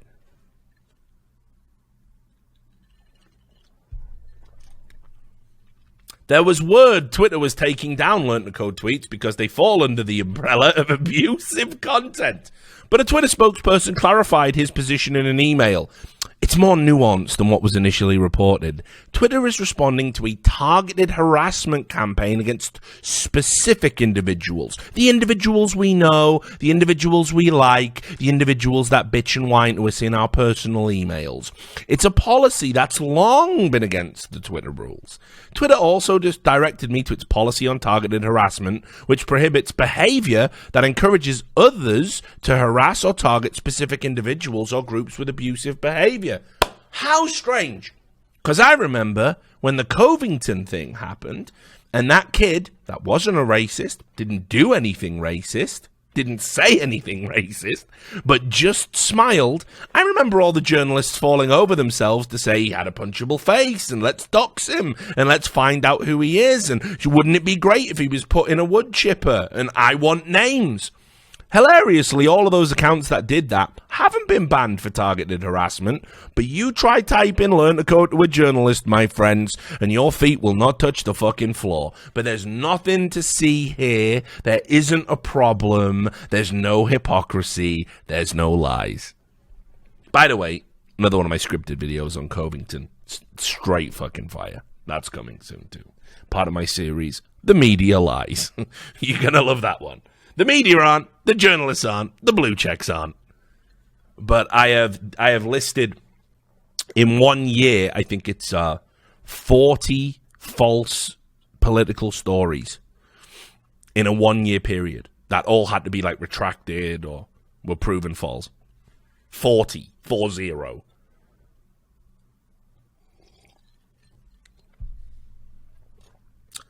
Anyway. So there was another article there, right? Then we had NBC News, because obviously one of their writers got super fucking upset about it. So NBC News had to wade in and cover the story. 4chan trolls flood laid off HuffPost BuzzFeed reporters with death threats. Death threats, ladies and gentlemen. Death threats, you see. It was death threats the whole time. It wasn't just people saying learn to code and a couple of death threats because there's always a dickhead who has to take the joke too far. No.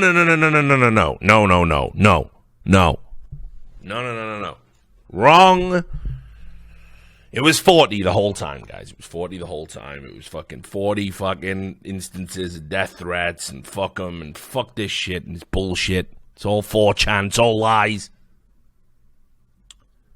Shortly after he tweeted the news of his own layoff, Nick Wing checked his inbox at HuffPost and saw an email with a few pictures from a troll. Remember, these people openly put their emails out on the internet, openly tweeted out their emails when they lost their jobs, and said, hey, email me here if you can offer me a job. You're probably going to get some pranks. Probably. Just saying. You know. One was an image of President Trump. And look, right? Listen. One was an image of President Trump. That's all. That was all it was. Oh, God, no. Not our president. Another was a Photoshop meme of Fox News' Tucker Carlson. The edited image shows two bodies hanging from a tree next to the words Day of the Row. Weird this, isn't it? Because this is by Ben Collins. Talia Lavin said she got sent this too. Day of the Rope, eh? Next to Tucker Carlson, the exact same meme, isn't it? That's odd. Really odd. Really odd. Almost again as if it was coordinated lies. Don't worry about it, guys. These are your journalists and truth tellers, conspiring together to present false stories to you at every turn, paint themselves as heroes, and elicit sympathy from the terminally stupid. Let me free you from the shackles, if I can. Journalists are self-serving liars. It's got to that stage. Not all of them, not all of the time, but in general. The mainstream media are self-serving liars. I wish it wasn't true. I wish I could tell people what I do for a living and not be afraid. Because people are angry. And people are rightfully angry. This goes beyond fake news. It's not just one story here, one story there.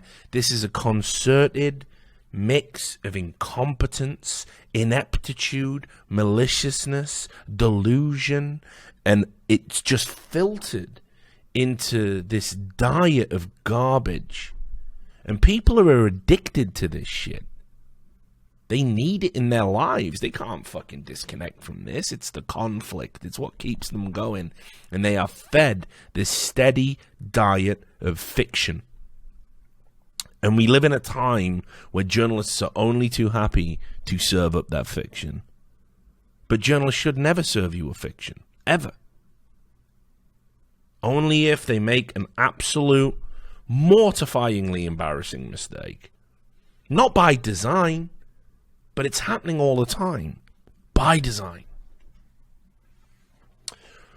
Wing was one of many journalists who were let go by BuzzFeed and HuffPost this week and was sent death threats from trolls organizing their efforts on far-right message board 4chan. Again, to characterize all of 4chan as far-right is absurd. Many parts of 4chan are completely non-political, not to mention there's plenty of fucking boards that the average right-wing or conservative would, think of the children and want them banned. Many of those targeted by the harassment campaign did not cover the far right, including Wing, whose beat focused on inequality and guns. Interesting beat. Sounds like what you mean is his beat was politics, and therefore the far right is relevant. But okay, no problem. It really is upsetting to see such outright animus towards the entire journalism profession to the point where trolls are openly reveling in people's misfortune or even working to make it worse. But ultimately, I think it says more about their character than anything, Wing told NBC News in a stupefying moment of lack of self-awareness. I cannot believe that there is such outright animus to 50% of America's population in the American political journalism sphere, to the point where CNN will track down a guy who made a meme of Donald Trump wrestling them. You tracked him down, made him apologize, and blackmailed him. I think it's terrible. There is such animus towards right-wing conservative voters in America that you track down an old lady because she was a member of a Facebook group that apparently had Russian money pumped into it. I think it's disgusting that there is so much animus towards people in America that just want to vote the way they want to vote, as should be allowed in any politically free country, that you track down a blue-collar forklift truck driver for creating a very clearly fake video of Nancy Pelosi and doxed him to the world. By the way, that article written by a journalist that had served time for crimes committed on a PC. So when we talk about animus, when we talk about animus, there is no greater animus, there is no greater loathing than what the journalist class hold the American people in.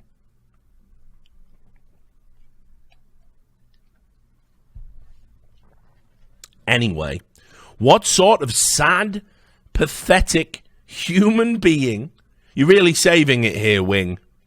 You're really doing a good job in empathizing and understanding. And what sort of sad and pathetic human being do you have to be to do that?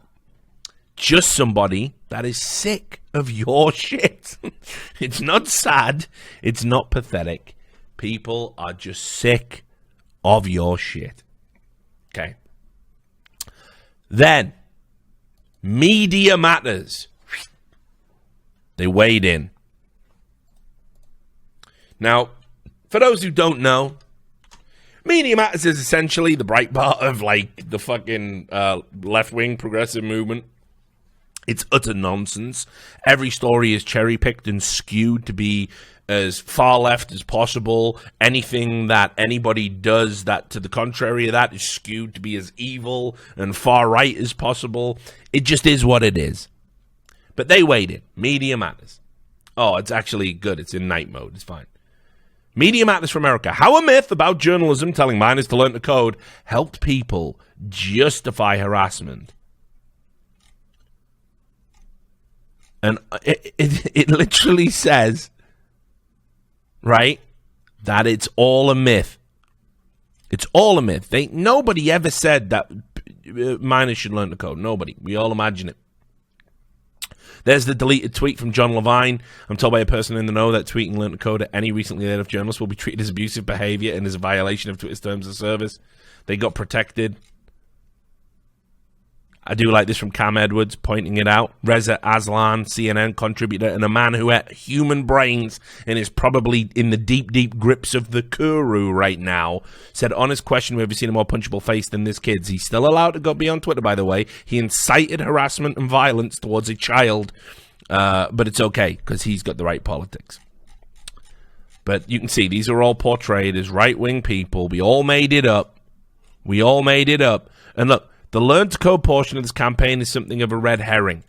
And they give all these lists here of the articles we just saw earlier, and they explain them away, and they go, oh, but what it really meant was this, and what it really was trying to say was this, and people have misunderstood this complex and deep, nuanced issue. It's very, very fucking simple. It's very simple. That's Media Matters. Now, interestingly enough, just to dismiss the nonsense about Learn to Code originating on 4chan, it didn't. Actually, it was a saying that had been utilized multiple times prior to that. Imagine a world where I have to link to the fucking Daily Wire, Ben Shapiro's own publication, to get something even close to fucking credible on this particular topic. Shapiro is a fucking bellend. I don't mind Ben. He's a bit of an idiot sometimes. It's like, it's tough because he's set up as being this great intellectual mastermind. He says ridiculous things. I'll never forget the moment where he said, listen, global warming, even if the seas do rise and your house is flooded, don't worry, you can just sell your house and move. And it's like, Ben, who's buying a house when it's underwater? You fucking, he said so many ridiculous things. It's like, dude, like, I don't know what to say here. Exactly. H-Bomber guy, who's not a dude I particularly like, but he did fucking said he's going to buy it, Ben Aquaman. It's a very good line. Very, very good line. Okay, I got it. Please. There it is. We've gone through the web archive. Here's where the Learn to Code meme originated. Hint, it's not 4chan. So we'll scroll down. It goes over some of the stuff we've already covered, some of the tweets. It explains the history of the where the Learn to Code phrase comes from. With all the fuss surrounding the meme, the question became, where did Learn to Code come from? The answer, from journalists themselves during the Obama administration. As conservatives decried President Barack Obama's war on coal and coal plant shutdowns, media outlets rushed to report that laid-off coal workers could learn to code in order to get a new job. NPR, Wired, the New York Times, and many other outlets ran these stories. I showed you that. You saw that. Even Media Matters had to acknowledge that. They were just trying to explain it away as not being malevolent. When actually we were against Obama, really. All this bullshit. which seemed to some as elite media outlets mocking blue-collar workers for losing their jobs. Now people on Twitter turned this around on journalists who have lost their jobs because it's so easy for a coal worker to start a new career as a coder. Surely the elite, educated, smarter than the rest of us journalists and opinion writers can learn it as well. Of course, since journalists can't be expected to do even a modicum of research, they blame the harassment on 4chan, searching for posts, celebrating reporters losing their jobs, and bragging about telling them to learn to code. The phrase is not something new, and Google Trends bears this out. The website Know Your Meme, I do love when Know Your Meme becomes the central fucking point of reference for political stories. That's the time in which we exist, guys. It's not Snopes anymore, you can't even believe that, but Know Your Meme, we've got Know Your Meme. Right, Know Your Meme searched for the phrase learn to code and found the term, began to spark interest in 2011. Interest remained high since 2015 when the news articles about coal miners began to crop up. This is not some grand conspiracy. While it is used in a mocking way, it is done so to mirror how journalists treated coal miners when they were laid off. As Tim Pool pointed out, at least one person has been suspended for tweeting learn to code at a journalist. It's a meme that was already in existence. It wasn't part of a fucking... People obviously are going to use the same lexicon of language you use to denigrate others to you when you're having a moment of schadenfreude. That's just all there is to it. It's what people do. It even went pretty far, actually. What was the one with fucking Nunes? Was it this one? I think so. They even accused politicians of amplifying a hate movement. It was pretty wild. Let me just check it.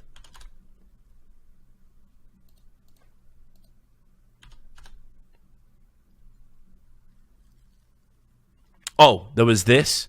Ben Collins, again, NBC News. NBC News got really upset by this. Just look at this. They published this, Zoe Beery at Study Hall asked me why Learn to Code is such an effective meme for both the far right and regular conservative media. It's a perfect mimetic storm, an ingenious cover story. We're covering it up. Highlighting journalistic softness with Learn to Code than expected cruelty underneath. This is the thing. It's cruelty that's working. They kind of beta tested this with a thing called the NPC meme that didn't catch on because it made sense to gamers. It only made sense to gamers. Right, so let's just be clear. In the past, however, whatever the fuck it is, right? Pepe the Frog was turned into hate speech because Donald Trump Jr. tweeted it out once. Ugandan Knuckles, apparently, that was hate speech for reasons. The OK symbol was hate speech because Donald Trump was doing it, so people mimicked Donald Trump doing it and started doing this. That was hate speech. The NPC meme was hate speech, but calling people Russian bots falsely, that's not hate speech, even though both are dehumanizing, turning you to tech aberrations. You cannot mock these people. You're not allowed to mock these people, even in mimetic form. They will complain. They will use their channels to pretend it's hate speech. They will not be ridiculed. They will not. They will not allow you to ridicule them.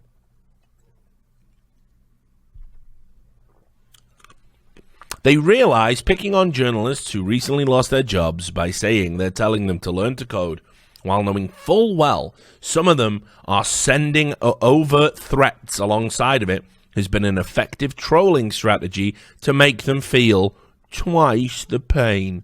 Send scary threats in smaller numbers, send a pointless learn to code campaign on top of it as a cover story. Point to the cover story to make journalists look soft and play into a larger narrative about conservative suppression on social media. It's a perfect storm for animus, that word again, that was used on NBC. They're all the same, and cruelty. And he followed it up with, she also asked me why nobody else is writing about it. Everyone, all you journalist fucks were writing about it. Every time there's an opportunity to throw a fucking self-pity party, you guys invite everyone over. You got balloons, party poppers, fucking cheap fucking wine. You're all there getting wrecked just, oh, we've got it so tough. Nobody has it as hard as the journalist. Everyone was writing about it. She also asked me why nobody else is writing about it or writing explainers in mainstream circles. Said the journalist from NBC who wrote about it in a very mainstream circle. Despite its 2016-esque pervasiveness this weekend, my guess is fear. You invite the cover story, learn to code, plus the underlying point of it, death threats if you do. Anyways, game recognize game. All right, Ben Collins. How embarrassing. How do you do, fellow kids? Game recognize game, am I right? Game recognize game. This is super effective. This is a super effective meme to scare off journalism because you're guaranteed death threats if you detail it. You were also scared you wouldn't shut the fuck up about it and wrote, there's probably a dozen articles about this. It's so terrifying, we all rallied round and wrote about it. Okay, cool. Hardly the fucking Ring video, is it? It's on journalists to step up and explain the guts of it to average users, even if it's going to be a long weekend when you do. Yeah, your Twitter mentions, man. How will you cope? If your Twitter mentions are bad, you couldn't just, step away, put the phone down, relax.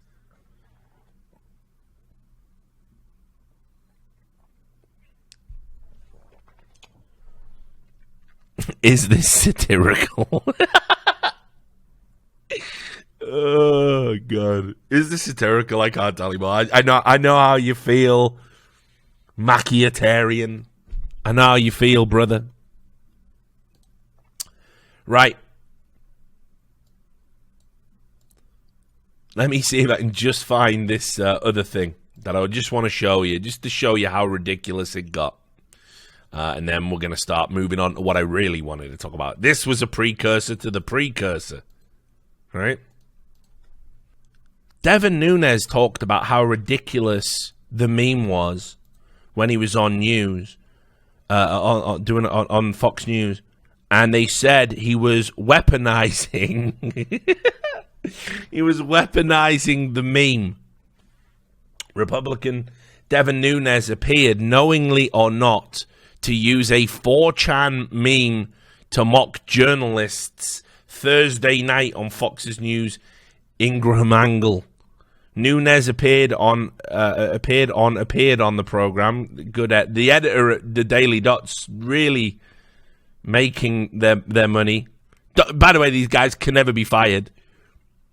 Can't even do basic fucking sub editing.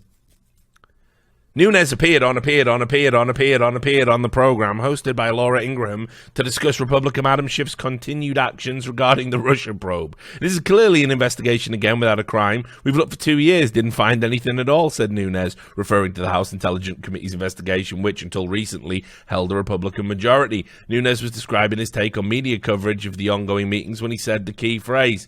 Do I even want to look at this? Now I'll just read it. What was amazing was that we haven't seen the press people around that much because there's been a whole cottage industry of press people that are in the Capitol now, Nunes started. So for the first time, we show up to our business meeting just to organize, and there must have been 15 cameras down there and 30 press people. I'm thinking, what in the world are these people doing here? Well, we found out because Schiff announced at the business meeting he was reopening the Russia investigation. I don't know what these people are going to do, this cottage industry of press people. They're going to have to learn to code or something. Hate speech. Another Republican uttering hate speech on television. I always knew that the Republicans were just inherently evil from birth before they even knew what republicanism was.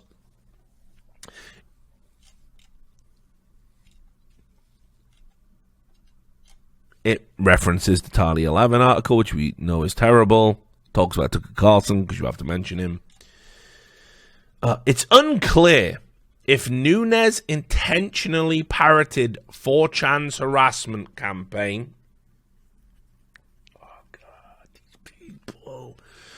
But 4chan and alt-right internet culture have infused themselves into American politics in deeply disturbing ways over the past few years, from helping shift presidential debate polls in Donald Trump's favor or turning the Pepe the Frog meme into a hate symbol.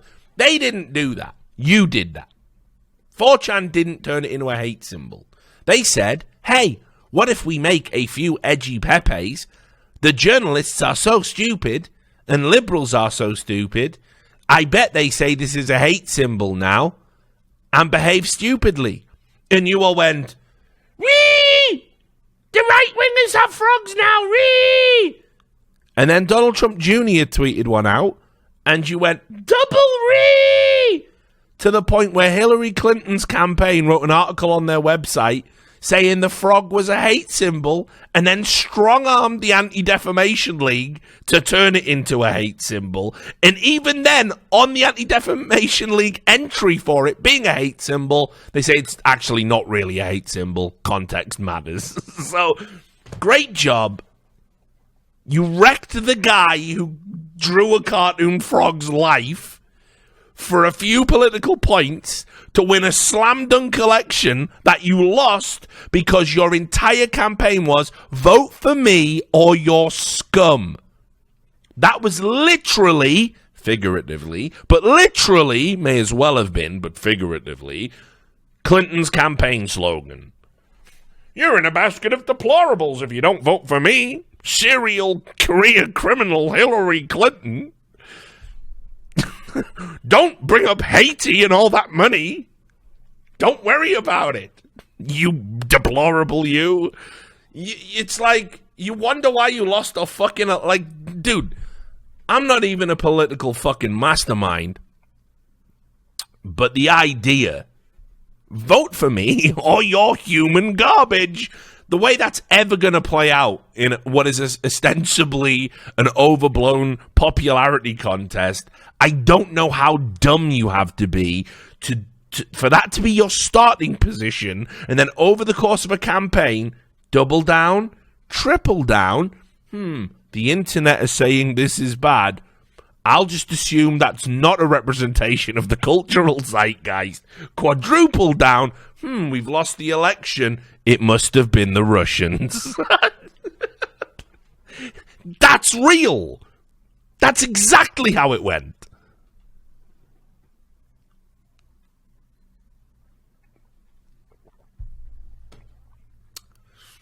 And then for 2 years, it was the Russians. It was the Russians. It was the Russians. Any evidence it was the Russians?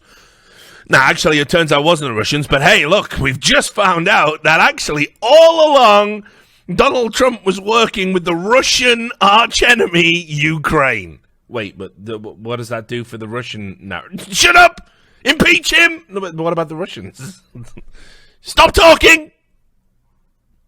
And again, stochastic discount. Am I a Trump supporter? God, no. I'm a truth supporter, you understand. You could absolutely have hammered Donald Trump before he got elected. I would have supported Bernie, by the way, if he'd rightfully won the nomination, instead of rolling over like a shit-eating cuckold at an orgy and let Hillary Clinton provably, legally rob him of the primary and then come out to all of his supporters who were booing her and go, no, I know I look like the Crypt Keeper, but listen, we all must stand with Hillary. Yeah, brilliant. That's the kind of president I want. Made him a laughing stock for fucking life. But I would have supported him if he'd gone against Trump. Of course I would have. What's the choice here? Fucking lifelong politician, barely a millionaire, which is super rare in Washington.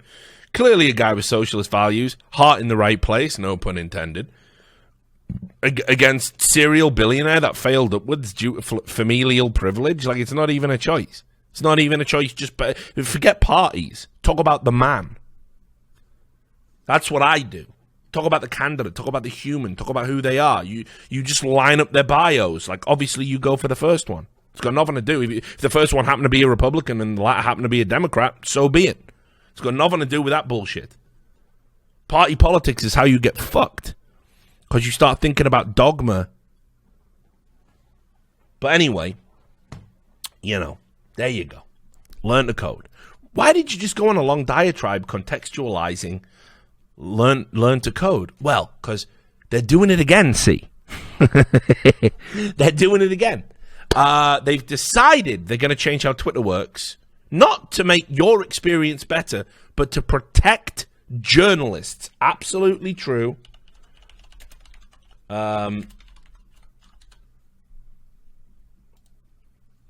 Absolutely true, right? Let me show you what happened. There was a little moment, a little story. You might have missed it. Okay? So I'm gonna give it to you. It's a very fucking strange story, but we exist in a time sort of where it's very easy for cancel culture to get turned around on motherfuckers, you know what I mean?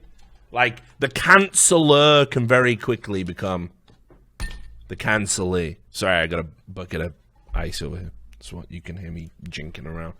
Because it's fucking, man, even though it's November in fucking Vegas, it's fucking warm. You turn these fucking lights on, my bald dome gets, it's just as well I'm bleached out and fucking looking super pale. Because honestly, I bet I'm a red-ass motherfucker right now. Anyway. There was a story, and it's detailed here by the Insider. There was a chap called, right, hang on, I'll give it you all. There was a young college football fan called Carson King. He was 24. He was watching a game of football. He held up a sign. He said, "Send beer money," because the beer was bad. I think he said he didn't want Bud Light. So he held it up. And then it went viral. And everyone went, ha ha ha, yeah, Bud Light is terrible. Official sponsor of the Overwatch League. Actually doing work in esports. That's me fucked. Whatever.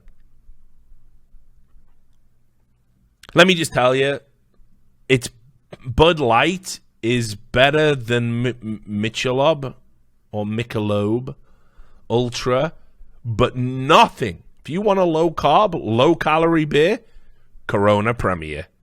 Ooh, guys, I'm telling you, it's barely distinguishable from actual Corona. Not a sponsored stream. If they want to fucking sponsor me, dude, I actually do drink that shit all the time.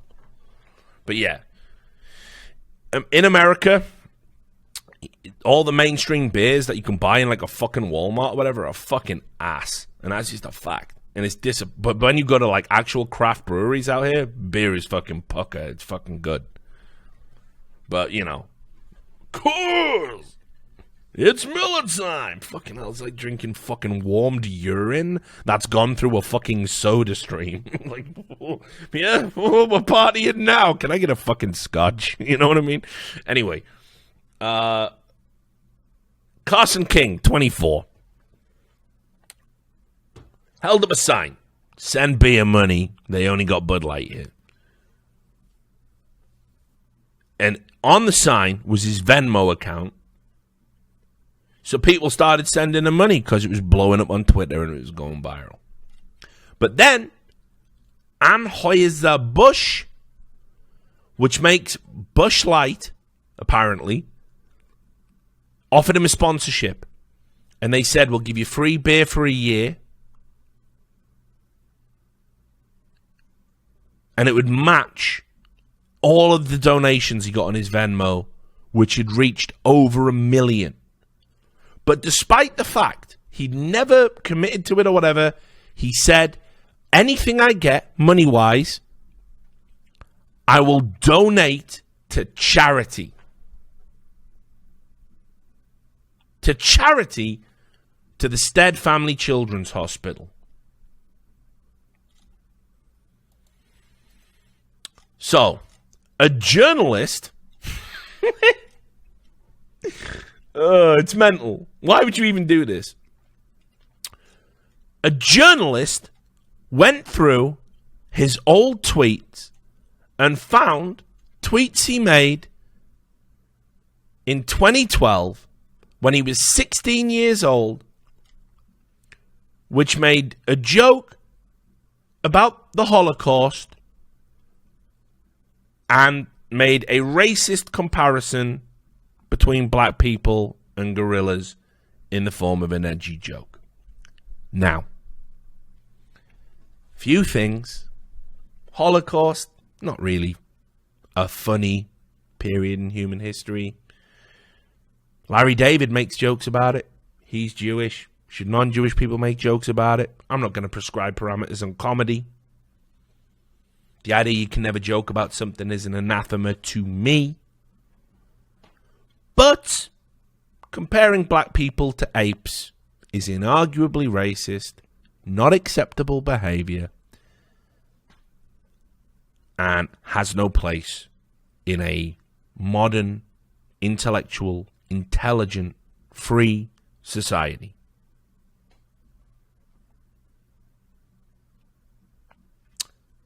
"16-year-old boys do stupid things, say things they don't believe, and I have to hope in my heart of hearts that the 24-year-old man that went viral is not the same as the 16-year-old boy that tweeted such nonsense. Because you grow out of such behavior. There was nothing else, by the way, beside those two things when he was 16 in his Twitter feed to suggest he was a racist. But this journalist went and published the stories, all of the same.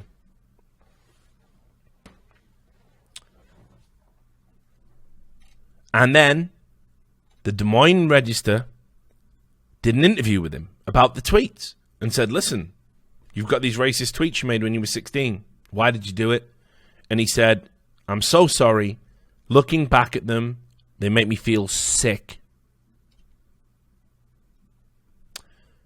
They were about to publish their article. Carson King came out and publicly issued an apology. I'll read you the apology. It's a little bit small there. It's an apology for ants. But he said, hello. It was just 10 days ago I was a guy in a crowd holding a sign looking for beer money on the ESPN game day. Since then, so much has happened, especially when I announced all of the money would be donated to the Stead Family Children's Hospital in Iowa City. Thousands of people donated, and today the Venmo account had $1.14 million. Much of this has happened thanks to social media. It has the power to bring people together for a common good, but it can also make your life very public. And that is why I wanted to share with you that 8 years ago, when I was a sophomore in high school, I made some social media posts with my friends that quoted and referenced the show Tosh Zero. One of those posts was brought to my attention by a journalist today. I had no recollection of it. In rereading it today, 8 years later, sorry, I know it's Tosh O. I know it's Tosh.0 instead of Tosh Zero, I know. It's just what it says there. It's okay. I don't like Tosh. I don't think he's funny. He's a gateway to the alt-right. I had no recollection of it. In rereading it today, 8 years later, I see it was an attempt at humor that was offensive and hurtful. I'm embarrassed and stunned to reflect on what I thought was funny when I was 16 years old. All of Tosh.0's audience right there in a nutshell. I want to sincerely apologize. Thankfully, high school kids grow up and hopefully become responsible and caring adults. I think my feelings are better summed up by a post from just 3 years ago. Until we as people learn that racism and hate are learned behaviors, we won't get rid of it. Tolerance towards others must be the first step. That's from July 8th, 2016. I'm sharing this information tonight because I feel a responsibility to all of the people who have donated money. I cannot go back and change what I posted when I was 16 years old. I can apologize and work to improve every day and make a meaningful difference in people's lives. And I am so very thankful for the generosity of the thousands of people who have donated to our fundraising push for the Stead Family Children's Hospital. Okay.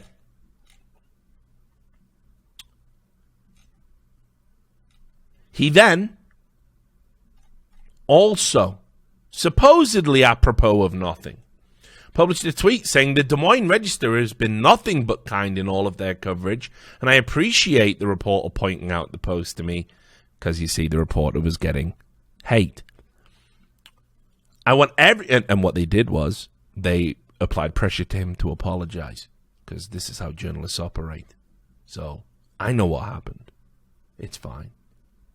But it happened in secret. I want everyone to understand that this was my decision to publicly address the post and apologize, and I believe that is the right thing to do. Now,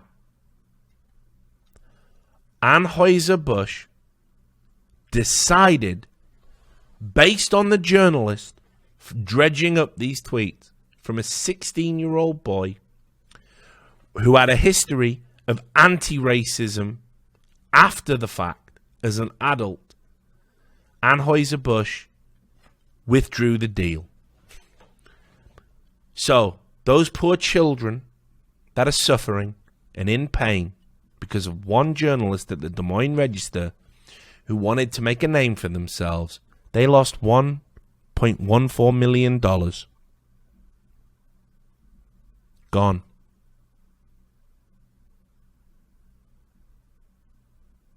Kids with terminal illnesses and no outlook on life could have had sick gaming systems like Gamers Outreach do, or could have been made more comfortable in their last tragic weeks of life. Gone.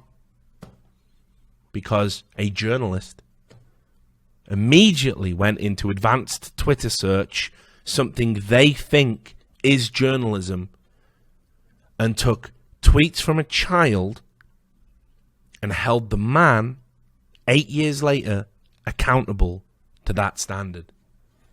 And because of how corporate America works and how social media works, Anheuser-Busch knew that no one would blame them, the corporation, for not adhering to a promise, because 16-year-old boys making edgy racist jokes should definitely give them a pass on keeping promises to dying kids. So in a statement, an Anheuser-Busch representative said, "We'll still give $350,000 to the Children's Hospital, but we sever all associations with King because his tweets that he made when he was a 16-year-old boy do not align with our values."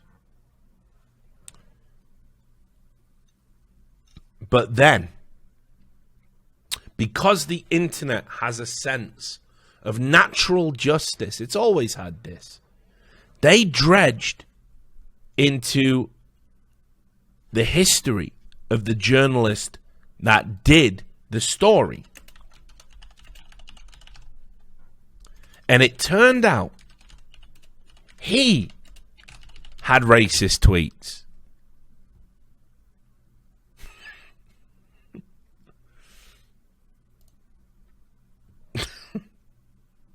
And not just racist tweets. Tweets that were talking about molesting kids. I'll show you one, which by the way, he made as an adult. One tweet said, he tweeted at a school and said, "Can I be a guest instructor at your theater camp teaching kids how to abuse substances and turn tricks?" Another tweet said, "I want to grow up and read sex scenes to high schoolers."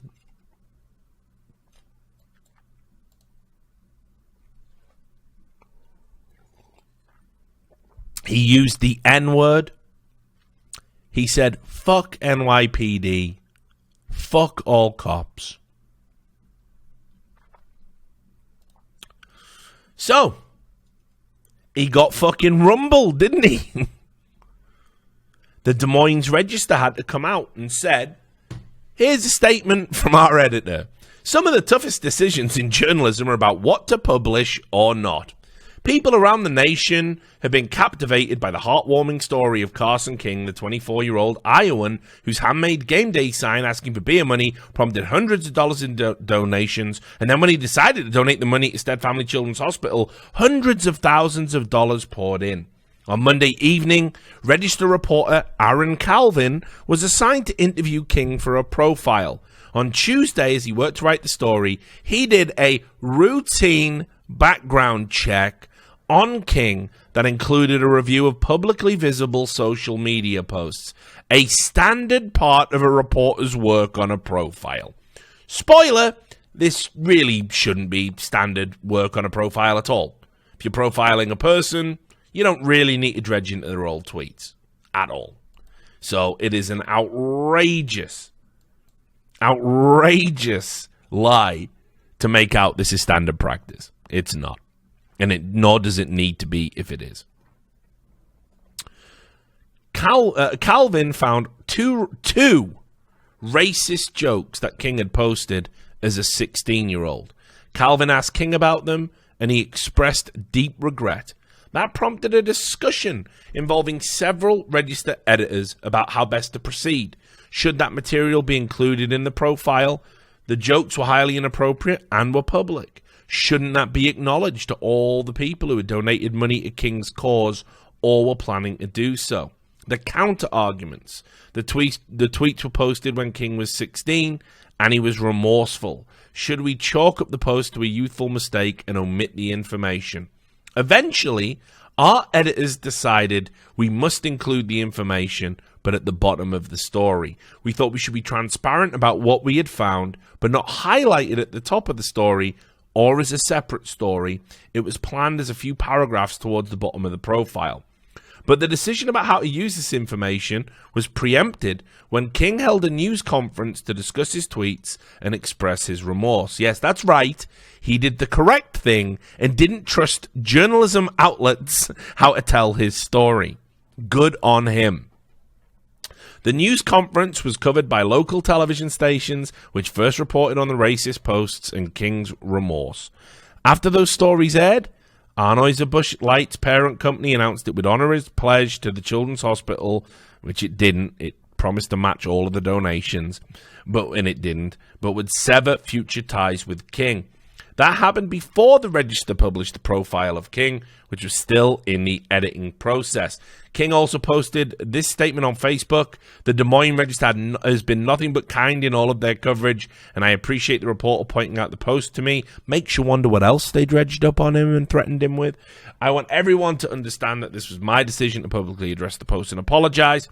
I believe it is the right thing to do. Reasonable people can look at the same set of facts and disagree on what merits publication, but rest assured, such decisions are not made lightly. And then, what comes next?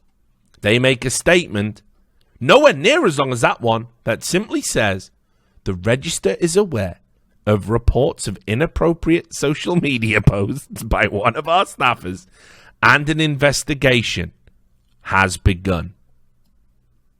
So, that investigation resulted in the journalist being fired, because if you tear other people down, your position should be untenable. If you're saying, yo, you did all this like crazy racist shit, dog, when you were a child and it's bad, and then you go into their Twitter history and it turns out, wait a fucking minute, you've done the same, but you were an adult, yes, you must be cancelled. By the way, I've just spent a weekend doing this for all these fucking games journalists. And it is insane, the level of hypocrisy. Ben Kuchera has tweeted about gassing people and all sorts of crazy shit. And yet he has the audacity to sit as an editor at Polygon, which regularly fucking lectures people about how to behave. So anyway, here's the apology they issued. We hear you. You're angry. Here's what we are doing about it. The Des Moines Register staff has heard from hundreds of people in the past few days upset over our handling of the Carson King story. We've listened with an open mind to everyone, but especially Iowans, the people who are our neighbors, who care as much as we do about our state and everyone who lives here. And we hear you. You're angry, you're disappointed, and you want us to understand that. So I want to be as transparent as possible about what we did and why, answer the questions you've raised, and tell you what we've learned so far and what we'll try to do better. For one, we're revising our policies and practices, including those that did not uncover our own reporters' past inappropriate social media postings. Because, yes, isn't this interesting? The editors claimed that when doing a profile on a non-public figure, it is essential that they go through and see if you've got any naughty tweets from when you were a child. Yet, when hiring staff to work representing their company, they do not do the same checks.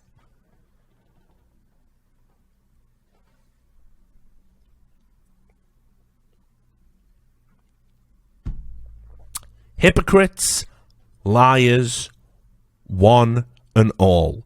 Hypocrites and liars, one and all. And they are not apologizing because a disgusting, greasy excuse for a journalist deprived dying kids of hundreds of thousands of dollars that could have made a real difference. They're apologizing because they got caught with their moral grandstanding and their bullshit. There isn't a standard in society, by the way, where we say actions you commit as children reflect you as an adult. Except in the world of gotcha journalism and tabloid sleaze.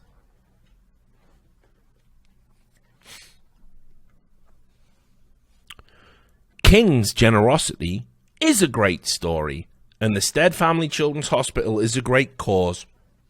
The story shifted Tuesday evening, however, when we made it shift, when King held a news conference with local TV stations to acknowledge racist tweets from his past, and Busch Light, one of the companies bankrolling his fundraising, distanced itself from him. The Register reporter writing the profile had discovered the tweets on King's public timeline earlier in the day, and he asked King about them, and King, to his credit, expressed immediate regret. The timeline gets a bit complicated here. It's really not complicated.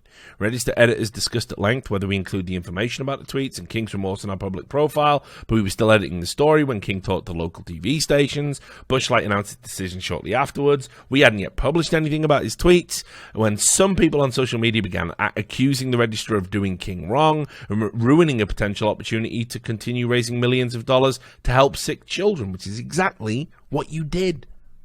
Many of you have said the timeline is besides the point. It is. You've asked, instead, why we chose to look into King's tweet in the first place. Some of you then noticed questionable tweets by the reporter himself, which the Register then began to investigate. I'll discuss some of the steps in our decision-making later, but rest assured, we're examining all of our processes with fresh eyes. In response to this week's conversations, we're focused on our policies for backgrounding individuals in stories, with particular attention to acts committed by juveniles, and to the newsworthiness of that information years later. By the way, Carson King, a non-public figure, raising money for charity, in a way that was beyond his control, amplified by the nature of social media. Things he did when he was 16, not newsworthy, by the way. Not newsworthy. Absolutely not newsworthy. The shift in social media culture and how activities on these platforms reflect upon a person's newsworthiness in general, and our screening policy and social media vetting for employees.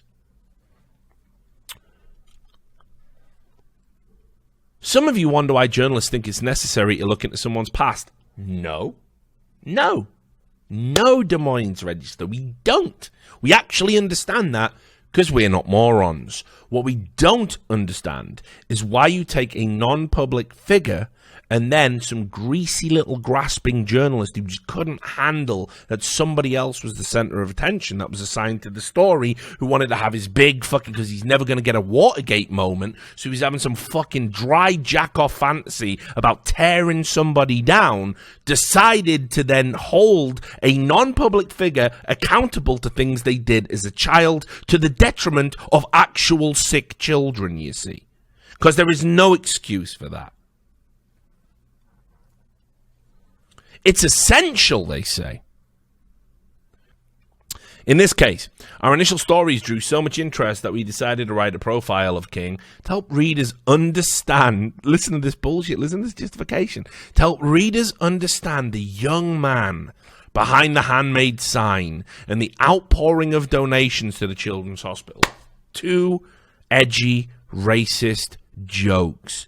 Age 16. When I choose to donate to a children's hospital, I really need to know that, don't I? Here's what's interesting. I wish you cunts in the media would focus as much on charities that actually, when you donate $1.70 doesn't actually go to the cause and goes to people's salaries and other bullshit. Don't see many articles about that, actually. Nah, it's a lot easier to dunk on a 24-year-old boy on fucking social media, though, isn't it, right? A lot more hate clicks. The Register had no intention to disparage or otherwise cast a negative light on King when we chose to highlight tweets that were racially insensitive and inexcusable. In doing backgrounding for such a story, reporters talk to family, friends, colleagues, or professors.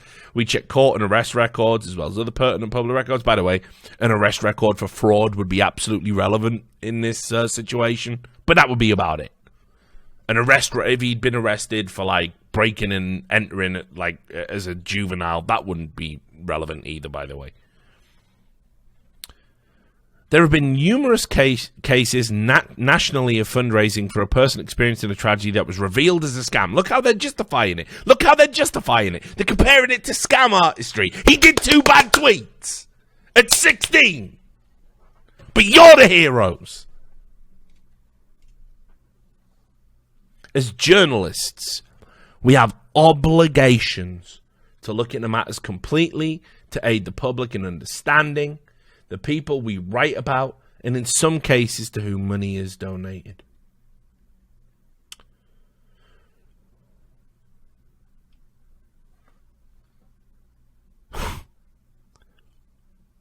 Once we've obtained that information in background checks, how do we decide what to publish? It weighed heavily on our minds that the racist jokes King tweeted, which we never published. Good on you. You didn't publish the jokes, were disturbing and highly inappropriate. On the other hand, we also weighed heavily that the tweets were posted more than 7 years ago when King was 16, and he was highly remorseful. We ultimately decided to include a few paragraphs at the bottom of the story. As it turned out, our decision-making process was preempted when King held his evening news conference. Yeah, you said that. King told us later that Busch Light representatives had called him early Tuesday afternoon to say the company was severing any future relationship. Neither the Register nor King had notified the company about the tweets. Busch Light made its decision independently, so we're okay. We dug up the tweets, threatened the dude, and he went public to preempt our threats so he could get ahead of the story, which is the smart advice, so it's not our fault. Now let's talk about Register employees. I'll turn the investigation to our reporters' social media. Until readers called to our attention some inappropriate posts from several years ago, the Register was definitely unaware of them. Totally, we promise. Employees of the Register are vetted through typical employment screening methods, which can include a review of past social media activity, but the screening process did not surface those tweets. Register employees additionally must review and agree with company-wide social media policy that includes a statement that employees do not post comments that include discriminatory remarks, harassment, threats of violence, or similar conduct. We also have policies that speak to our company values. We took the appropriate action because there is nothing more important than journalism than having the reader's trust.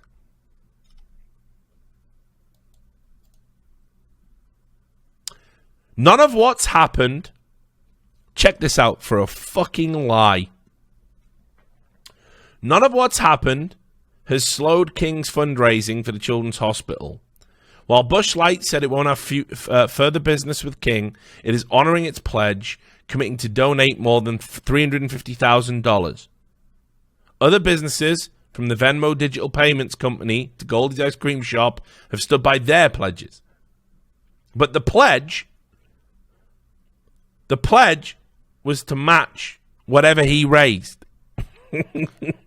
And now You have done things that not only stop him raising money independently, but also gave Anheuser-Busch the out to only give $350,000. You did that, Des Moines Register. Now, anyway, here's what's hilarious. That journalist that got caught with his fucking pants down, by the way, I saw one the other day, another journalist. In fact, fuck it, I'll bring this up. Because you know I used to work for Turner, and you know I love Charles Barkley, and I've met Charles Barkley, and I've hung out with Charles Barkley, and let me tell you, Charles Barkley is a fucking G. The reason I'm bringing up Charles Barkley is, I don't know if you guys saw this, but Charles Barkley was at the center of another attempt to cancel him. And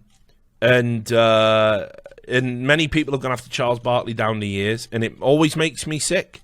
Because Charles Barkley's a relic to a bygone era where you could speak your mind and make jokes and not have to worry about it, and yet people go after him. People always seem to take a pop. Imagine taking a pop at Charles Barkley, a guy who's done all this great work for race relations in America, a guy that, like, is just a super nice dude. Well, anyway, and I didn't prepare this for part of the show, but I'm going to get the tweets because I bookmarked them. Where the fuck was it? I teed off on it, and I got blocked by some people. Here we go. So there was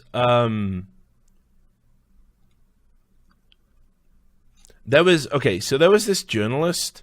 It's always journalists, and this is why it's linked. So there was this journalist who is called Alexei Macamond. And what happened was she was doing an interview with Charles Barkley, right? Now, Charles Barkley is an irreverent dude, as I said, speaks his mind, says what he wants to say, makes jokes and inappropriate. And what he did was he made a joke. She was interviewing him, and he said, here it is. Just FYI, Charles Barkley told me tonight, I don't hit women, but if I did, I would hit you. And then, when I got upset, he said that I couldn't take a joke. Right? Now, these days, I would never make that kind of joke with a female journalist. But this is Charles Barkley. He's an institution, and he's a guy who has a long history of speaking his mind. This is the guy who said, you know, just because I can fucking, you know, do a triple-double every game or whatever, I'm not raising your kids. Don't look up to me as a role model. This is a guy who got caught in a solicitation scandal, and Turner kept him on, I think, at the time. He is a guy that, because of what he brings to the table, he's got to get an extra little bit of leeway. And in terms of crazy things, Charles Barkley said, this is nowhere near the maddest thing. And as Wookie Potamus rightly identifies in the chat, that's the guy who makes my emotes, by the way. Show him some love. He's a great dude. It was a kind of off-the-record conversation. It's not like he said, yo, we're on the record now, here's a quote. I don't hit women, but if I did hit women, I'd hit you. Wasn't like that. Anyway, this Alexei Macamond decided to go up on Twitter, tweet about it, and she did, like, just FYI, Charles Barkley told me tonight you don't hit women, blah, blah, blah. Then added, I hate being part of a story. Yeah, clearly. This is why you tweeted an off-the-record fucking quote. So here's a reminder that this is so much bigger than me. Nearly 20 people per minute are physically abused by an intimate partner in the US. I didn't know you were having sex with Charles Barkley, by the way. I didn't know he was an intimate partner. So I don't really know where you're going with this. But it's a classic journalistic fucking trick. Where what they do is, wait, people are criticizing me for the things I've said. I will attach it to a much bigger cause than me, that isn't a direct link, and hope nobody notices. Well, of course we fucking notice. Of course we fucking notice. Domestic abuse between partners has nothing to do with Charles Barkley making a joke saying, I don't hit women. Does it? Really? It's not about me or my feelings, though I'm grateful for the many friends who have reached out, but it's about refusing to allow this culture to perpetuate because of silence on these issues. So again, talking about intimate domestic abuse between loving partners or non-loving partners, as it might be, and people silent being intimidated and too intimidated to break out, which is a real problem, and a guy you were interviewing off the record making an off-color joke. It's easier and less awkward to be silent, but that helps no one but the perpetrator. There is no perpetrator in this scenario. It's Charles Barkley saying Charles Barkley things. I encourage you to consider how you'd respond if a friend said something similar to what Barkley said tonight. If it was a friend, I would be even less inclined to care. And then challenge yourself to ask the same of yourself if a stranger or celebrity said that. I hope the answers are the same. Everyone should be held accountable. For those unaware, you see Steve Smith, another journalist, came in and said, for those unaware, Barkley also once said this, and then later claimed to be joking too. Barkley said, this is a game that if you lose, you go home and beat your wife and kids. Did you see my wife jumping up and down at the end of the game? That's because she knew I wasn't going to beat her. Now, that's a joke about him and his wife. Bit inappropriate, but it's Charles Barkley saying Charles Barkley things. Charles Barkley does not beat his wife. So, again, good on you, Steve Smith, for the white knighting. ESPN journalist. Alexi Macamond, another journalist. Good to see you. Happy debate day. I'll be on MSNBC. Brilliant. Loving that. Anyway, what do you think happens next?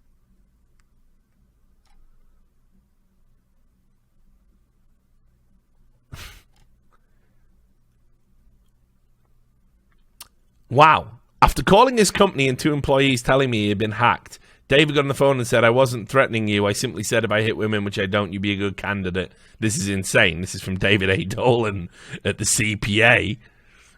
Tweeted the same joke at her. And then she went outraged. Double outraged. To make it out that, you know, there was a bunch of shit going on. Anyway, Turner Sports issue a statement, as they've had to do for Charles in the past. Turner Sports PR is great. They covered my ass many times. They got great people over there. I want to say there's a guy called Nate. I fucking miss you, brother. I know you were always there for me when all the lunatics came, and you were a great guy, and, you know, we didn't see each other much towards the end because you got sick. But you were a fucking legend, Nate. I really miss you as much as I miss Ben and all the other dudes. Statement on behalf of Charles Barkley in response to the tweet by the Axios reporter Alexi Macamond. My comment was inappropriate and unacceptable. It was an attempted joke that wasn't funny at all. There's no excuse for it, and I apologize. Then, after the apology was issued, she fucking then tweets out, the comment Charles Barkley made to me are not acceptable. Yeah, he said that. Threats of violence are not a joke. He said that. No person deserves to be hit or threatened like that. He said that.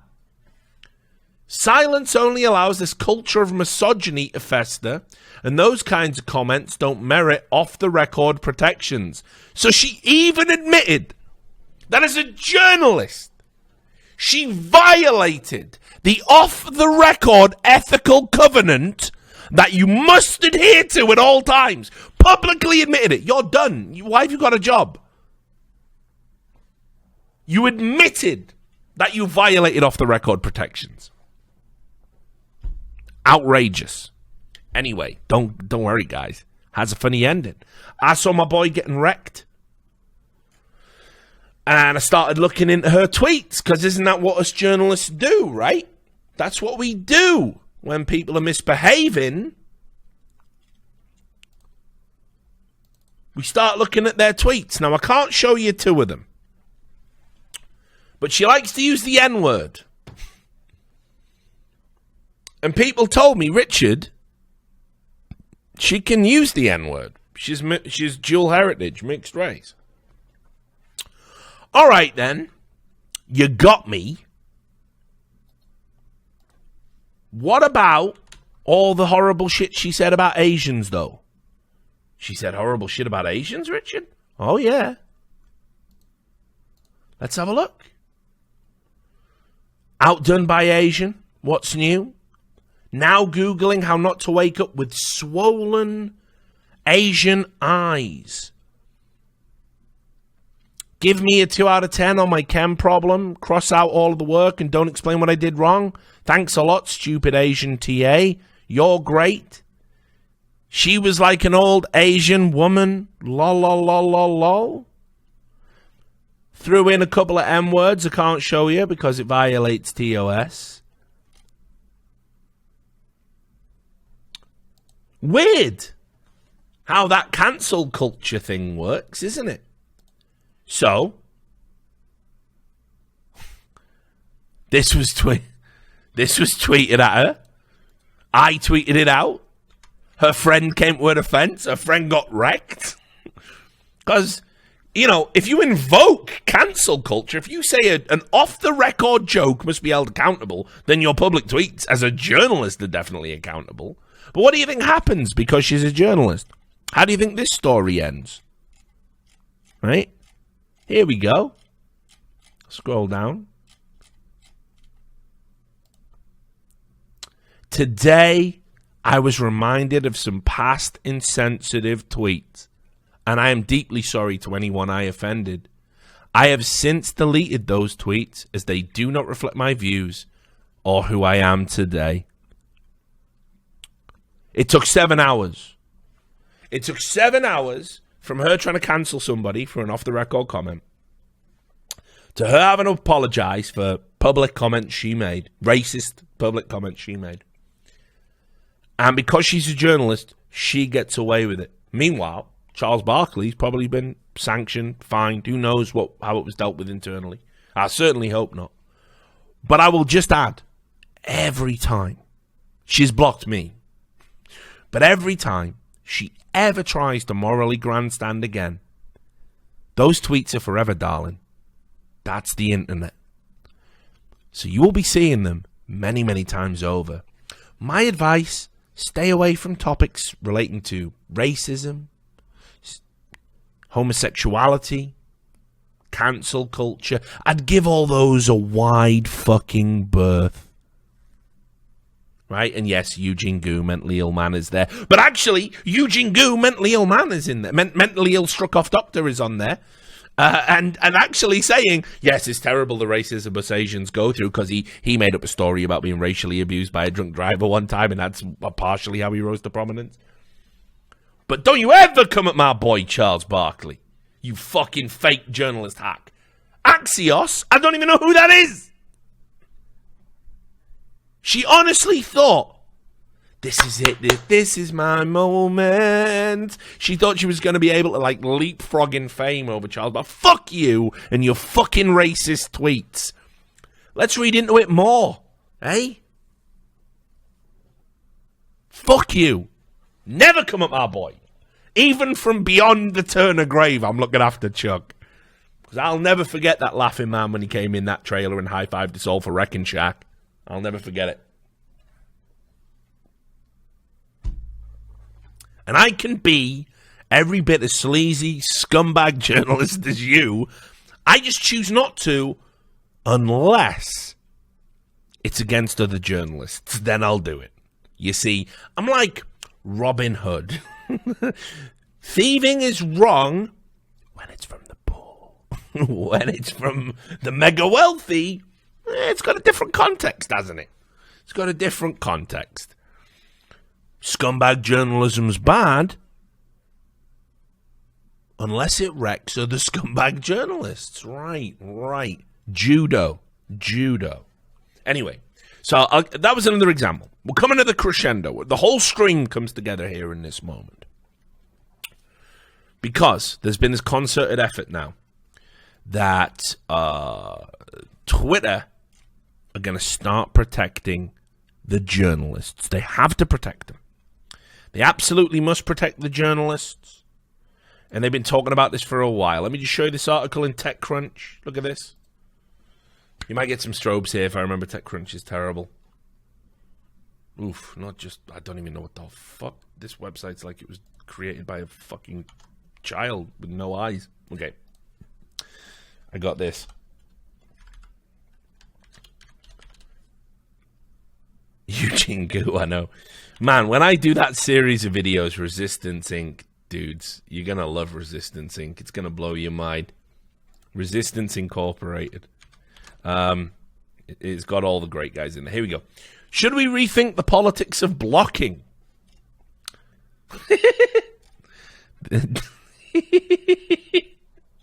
Yes, absolutely we should. This is from October 2019.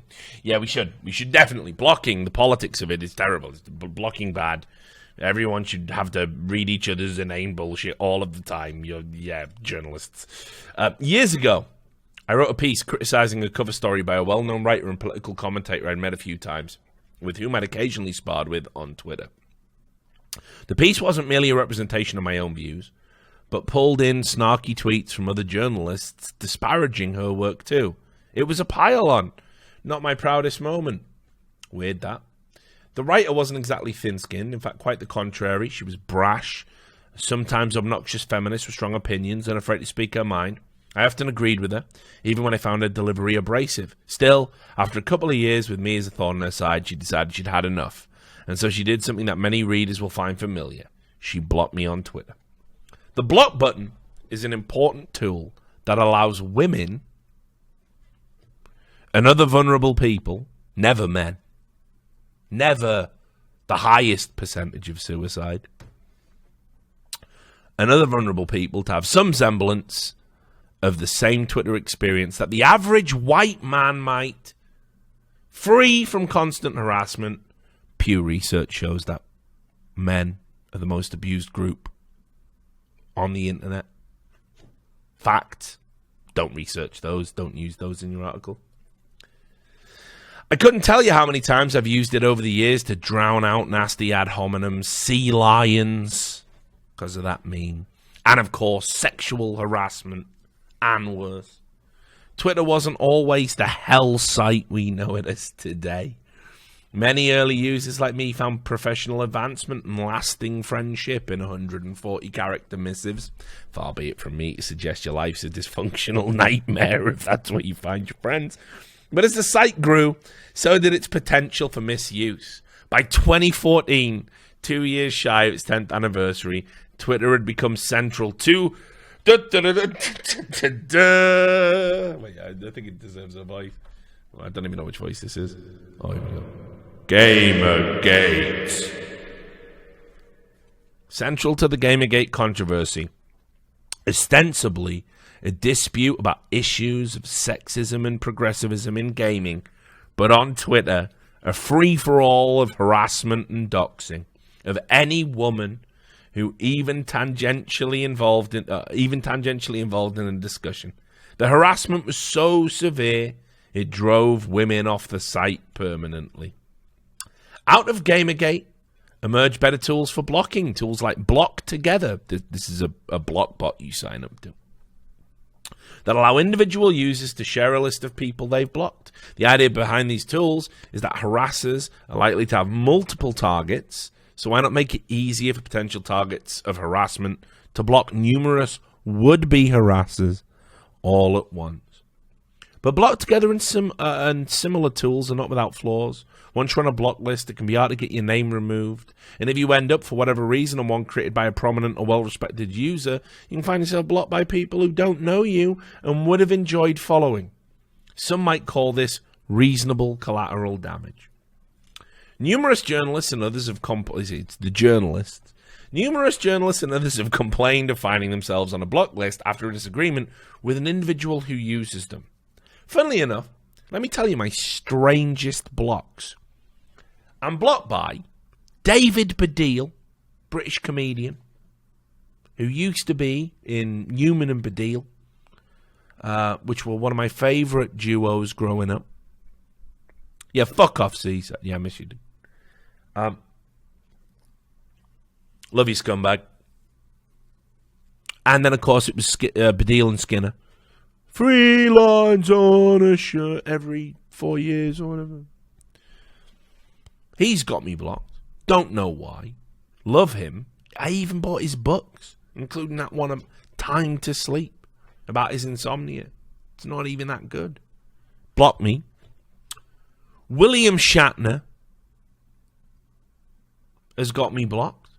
I don't know why. I like him. I got a ton of people who've got me blocked. And it's clear that they're using a block bot or whatever, you know, or maybe even the person who handles their Twitter account is. But it's fine. You know, like, I'll just live with it. I don't get to see William Shatner's tweets, I guess. I still get, anytime I turn on that classic episode of The Twilight Zone, I get to see him freak out about a gremlin on a plane. So, which one do I prefer? Yeah, actually, I prefer his acting to his tweets, probably. Really strange. So I've never cried about being blocked. I'm on a lot of block bots because I spent time at Breitbart. 6 months at Breitbart.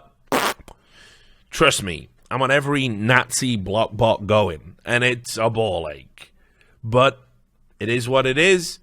It's a potential smear against my reputation just by virtue of it. But I support people's right to block whoever the fuck they want on Twitter. Like, what the fuck? Why wouldn't I? That's dumb. Anyway. Numerous journalists have complained of finding themselves on a block list after a disagreement with an individual who uses them. I'm unfortunately on one used by a number of journalists. Why, you might ask, was I blocked in the first place? I'm going to guess it's because you're a cunt, but let's check it out. I remember it quite clearly. It was for disagreeing with someone about the life sentence handed to Ross Ulbricht, the creator of the Silk Road website.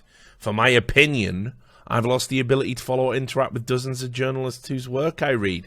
Sucks that, doesn't it, when people wreck you for your opinion? Said the woman who just said all white men exist in this utopic existence. It's weird, that. Despite that, I don't blame women or other minorities. Yeah, we get it. You hate white men. Yeah, we know. Who've experienced harassment for using the block button liberally. Blocking someone isn't a matter of free speech. Unless, of course, the blocker is an elected official, as some of my harassers have claimed. Rather, it's often a matter of preserving one's sanity. The block button, along with block lists, are useful tools for curating space. Not a safe space per se, but one free from random harassers, spammers, etc. Think of it more as a large invite-only event, as opposed to a New York street. And yet, I can't help but wonder if our liberal use of the block button prevents us from experiencing the kind of reconciliation that can happen in our offline communities. We often remove someone from our life only for them to apologize their way back in later on. Even the Amish, even... What a line that is. Even the Amish. Is she fucking high, dude? Even the... Like, what's wrong with the Amish, dudes? I really like the Amish, actually. I think they're pretty cool. You probably think I'm a fucking piece of shit, but I think they're really cool, dude. They live in fucking rural communities. They don't contribute anything carbon footprint-wise. They use horses, They fucking raise barns. They just don't want anyone to fuck with them, and they just want to live a life free from distraction and get closer to God as a result of it. Like, that's pretty fucking sick, actually. I really like them. I've often thought, by the way, instead of rehab, I should just run away and join like an Amish community. That would save me. It would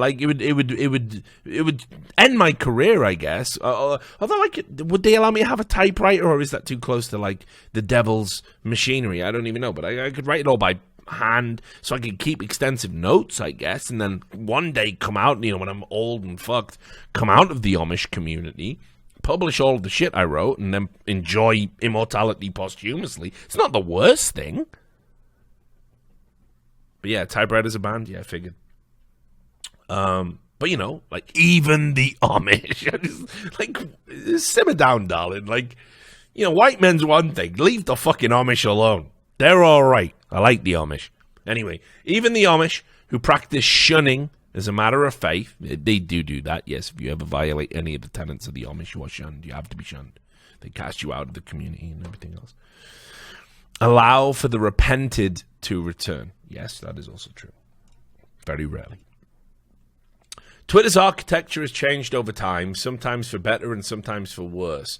Presently, its algorithm sometimes surfaces replies from people you do follow to tweets from individuals you don't. Based on some assumption, you might find them interesting. Occasionally, it will surface a reply from a friend to someone with a locked account, or in a rare case, to someone who blocks you, as it did for me the other day. Someone I follow had replied with an interesting comment to a tweet from the writer, a tweet that, of course, I couldn't see without logging out and going directly to her profile, and so I did. What I found was someone who, with that same fierce energy, seemed a lot more thoughtful, with views more similar to mine than I remembered. I felt a momentary pang of sadness for the camaraderie that might have been. Shouldn't have been a cunt then. I realised the obvious, that we've both grown alongside the backdrop of the horrific political environment that's accompanied us through the past half-decade. Have you thought about reaching out to her? A friend asked. Therein lies the rub. In the case of the writer, I could reach out to her. We met in person a few times. We retained mutual friends. She might respond favourably, or with a thanks but no thanks. But either way, it's unlikely she would deem my approach to be harassment.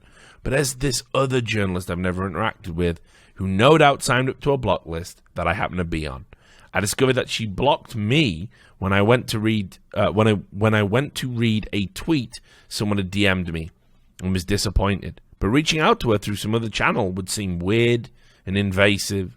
It isn't worth it. I recently reviewed my own blocked accounts, my own list of blocked accounts. You can do so through your settings. A list that numbers well into the hundreds. Oh, only hundreds. The lady doth protest too much. Thousands, if not tens of thousands. Most aren't worth revisiting. There are sexual harassers and transphobe, Bahraini bots, and Roseanne Barr. Yeah, she's definitely worth blocking. Some Trumpites, and a few high-profile right-wing accounts. So what you're saying is you do block people on the basis of their opinions not aligning with yours, exactly what's happened to you. Okay, good to know. But among them, close to the bottom of the list, coinciding with the early days of the block button, I spotted a few outliers and decided to give them a second chance. Technology is constantly changing and progressing, and yet the block button and block lists remain in rudimentary form. She's fucking having a meltdown. This is ridiculous. They're simply not priorities for companies whose focus is on profit. But were we to redesign them, perhaps we could find a way to make block time limited, or at least provide users with more nuanced options. One such existing feature is Facebook's snooze button, which allows users to mute another person for 30 days with a reminder when that time period is up. I found that one particularly handy last summer while a friend was going heavy on self-promotion. I used Twitter's mute function to rid my feed of people with whom I have to interact professionally and thus can't block. And then there's the soft block, a feature or bug, it isn't clear, wherein one can block and unblock someone quickly on Twitter so that the user no longer follows them, at least until they wise up. These tools are helpful. I've done that, by the way, a few times. It's nice to just get someone off you. Don't follow me. I don't need people seeing that you follow me. Go away. It's a life hack, that is. Anyway, these tools are helpful, but with all the riches these companies have, they could design something with input from those most affected by harassment.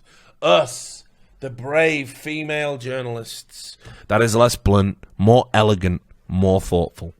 Ultimately, the block button is an imperfect solution to a pervasive problem and therefore remains as necessary as ever. I know that I'll continue to use it as long as I'm on social media, but don't we deserve something better? Sounds like a bit of a weird personal gripe, Gillian C. York. Sounds like you're just mentally fucked and you want us all. It's really simple. Just don't be a dickhead to people.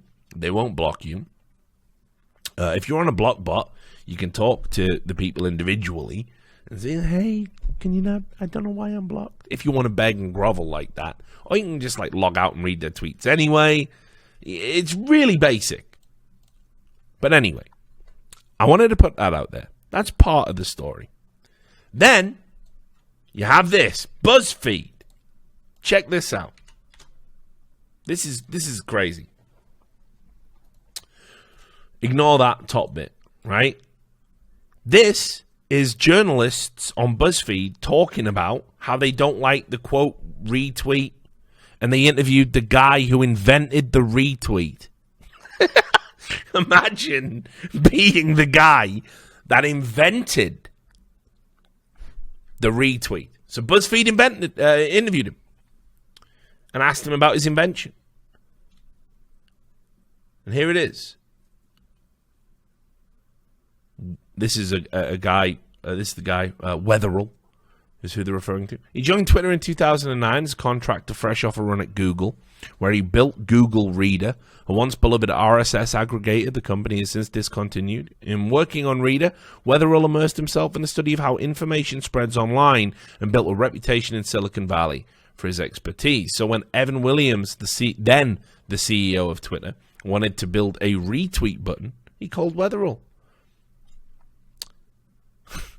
I was very excited about the opportunity, he said, noting that he initially felt the retweet button would elevate voices from underrepresented communities. Because that's what it's really all about, guys. Before Weatherall joined Twitter, people had to manually retweet each other. So if you guys don't remember this part of Twitter, most of you won't. You used to have to literally type RT, and then you would sort of copy-paste the text into a tweet and then tweet it out. Yeah. So there you go. Arzen12 has it. Yeah, you remember that? You didn't there wasn't a button for it. So, yeah. You had to literally RT and then type it all out. Copy paste someone else's tweet and then tweet it, and then what it would do is it would make people know where the source of the tweet was. And what's interesting is on subsequent updates, actually, it doesn't link to the accounts anymore. So when a lot of people get dunked on by people going into advanced Twitter search, you have to know that if it says RT and then it says something racist or something nasty, they were actually retweeting something racist or nasty from somebody else. So a lot of people don't understand that because they weren't around in Twitter back in the day.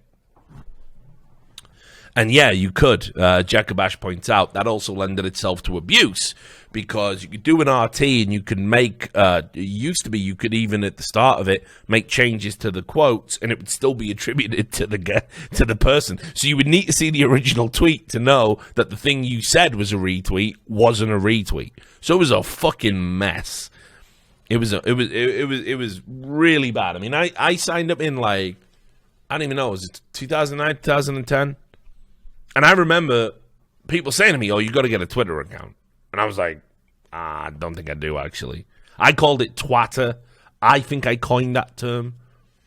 I think that was literally my first tweet, was me saying, signed up to Twatter. You know what I mean? Because to me, it just looked like a bunch of self-aggrandizing assholes. It wasn't any different of Facebook. It was like people were just talking about inane shit about their lives. And it was, oh, no. Couldn't have foreseen that it became this, essential part of the political landscape and everything else. It's it's fucking AIDS that it's actually been successful. Because it's a terrible platform. Did Stuart Lee steal my joke? Did he call it Twatter? Oh, my God. Rockstar beat me too. I don't know. Listen, I'm a smart guy. I'm willing to admit that I came up with Twatter independently of anybody else. It might have already existed. And any subsequent uses of Twatter were probably also with the smart people. But, Twitter in 2009, 2010, very different to what it is now. And this is why people get caught out. You go, why do so many people have bad tweets from 10 years ago? Because you could say whatever the fuck you wanted on Twitter. It was literally shouting into a void. You didn't know where the tweet was going to go. So anyway, only 2 or 3 times did someone ask a broader and more interesting social question, which was, what is getting shared? Weatherall said. It almost never came up.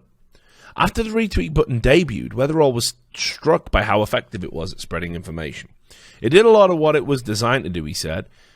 It had a force multiplier that other things didn't have. We would talk about earthquakes, Weatherall said.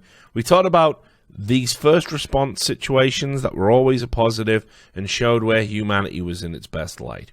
But the button also changed Twitter in a way Weatherall and his colleagues hadn't anticipated. Copying and pasting made people look at what they shared and think about it, at least for a moment. When the retweet button debuted, that friction diminished. Impulse superseded the at least minimal degree of thoughtfulness once baked into sharing. Before the retweet, Twitter was largely a convivial place. After all hell, sorry, I misplaced the comment. After all hell broke loose and spread. Chaos spreads. In the early 2010s, Facebook's leadership was looking for ways to drive up engagement. Having previously failed to acquire Twitter, they did try to buy it. They looked to its product for its inspiration. The allure of going viral via the retweet had drawn publications, journalists, and politicians to Twitter en masse. This is ground zero for everything that's wrong with Twitter right now, by the way. That's interesting, because this article is going to turn it all around and say it's about you. But this is where Twitter went wrong. Everybody was, wait. So there's a button, and if people like what you're doing, it spreads. And if everybody who follows them sees it and they spread it, it goes out and out and out, and we just get non-stop attention and publicity. Right. So all the scumbag professions lined up: marketing, journalism, politics, all the scumbag professions lined up to take advantage of this new feature.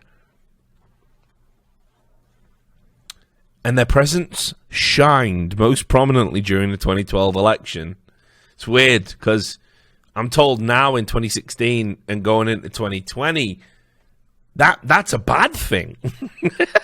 But okay, it was good in 2012. I can't think why.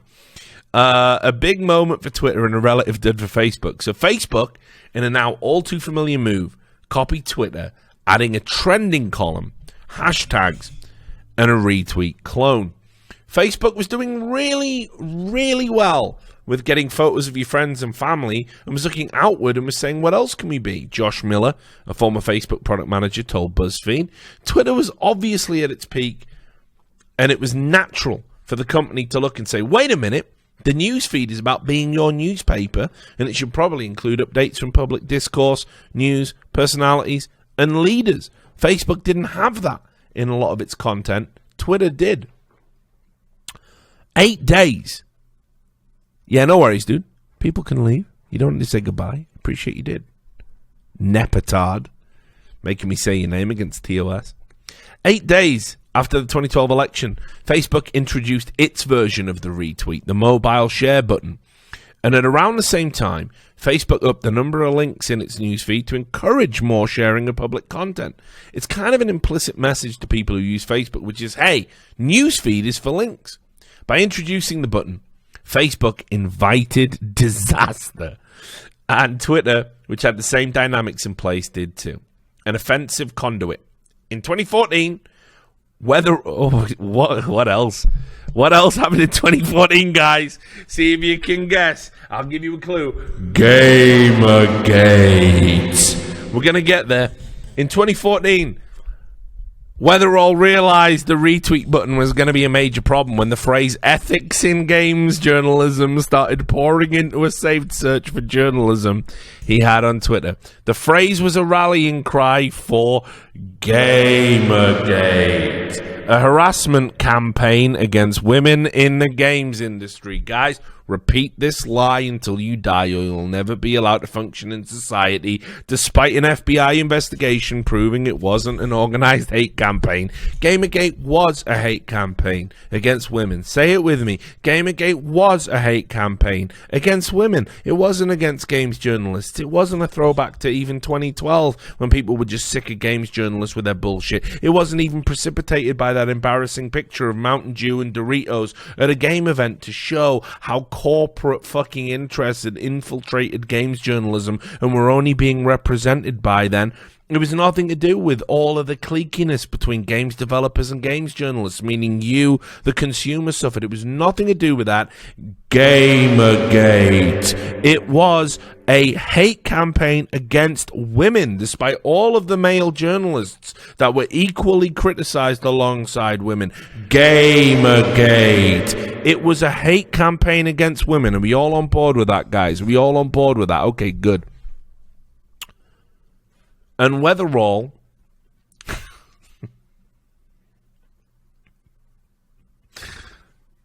I'm serious. If you ever want to have a job, say that and learn that and repeat that, even if you don't think it in your heart, because it isn't true. But you will have to pretend it is. If you work in media or anything like that, I can't even tell you. When I was at the fucking Daily Dot, I can't tell you how many people were like, okay, when Gamergate was sort of panning out between 2014 and 2015, I was working at the Daily Dot. I came in and went, yeah, this Gamergate thing, it's all bullshit, isn't it? Everyone's lying. And it was like, this is like, what do you mean? And I went, well, everyone's lying. It's obviously a lie. It's not there's like valid, legitimate criticisms here. And we should probably cover those. And everyone's saying the post said that, like, she fucked this dude for good reviews, but it doesn't even say that in the original post. So we should report it accurately. And everyone went, Richard, I don't think you've read into this at all. No, it's right in front of me. I'm reading it now. What do you mean? We're not idiots. You're not an idiot, Ian. You're not an idiot, Callum. We're smart people. We've covered esports intelligently. We should cover this intelligently. Richard, I don't know if you know, but a lot's changed in the last 24 hours. Gamergate's a hate campaign against women. Wait, no, it isn't. It's a hate. I mean, if it's a hate campaign against anyone, it's a hate campaign against shit games journalists. It might go too far, but. What do we believe that? Weird silence in the meeting. And then I noticed that even my own fellow journalists who work with me at the Daily Dot, they started unfollowing me. On Twitter. And I'm like, why do my own colleagues not follow me anymore? And my editor, Kevin, was saying, oh, don't worry about them. It's the Gamergate thing's really important to them. And then I noticed they would tweet endlessly about how gamers were bad and gamers were evil. I'm like, we write in a games section, Kevin. Like, what's going on? And then on that fateful day after they edited my stories, so every time I used the word Gamergate in an article, it was Gamergate, a harassment campaign against women, TM. And I said, don't put that, because that's A, it's not true, and B, I don't believe that and would never write that.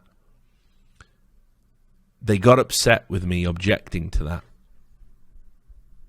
And then people wonder why, when a beautiful gay man called Milo Yiannopoulos came in, he was very easily able to misrepresent the virtues of writing at Breitbart Tech. You see. So anyway, Gamergate. As Gamergate unfolded, Weatherall noticed its participants were using the retweet to brigade or coordinate their attacks against their targets, disseminating misinformation and outrage at a pace that made it difficult to fight back. The retweet button propelled Gamergate, according to an analysis by the technologist and blogger Andy Bio.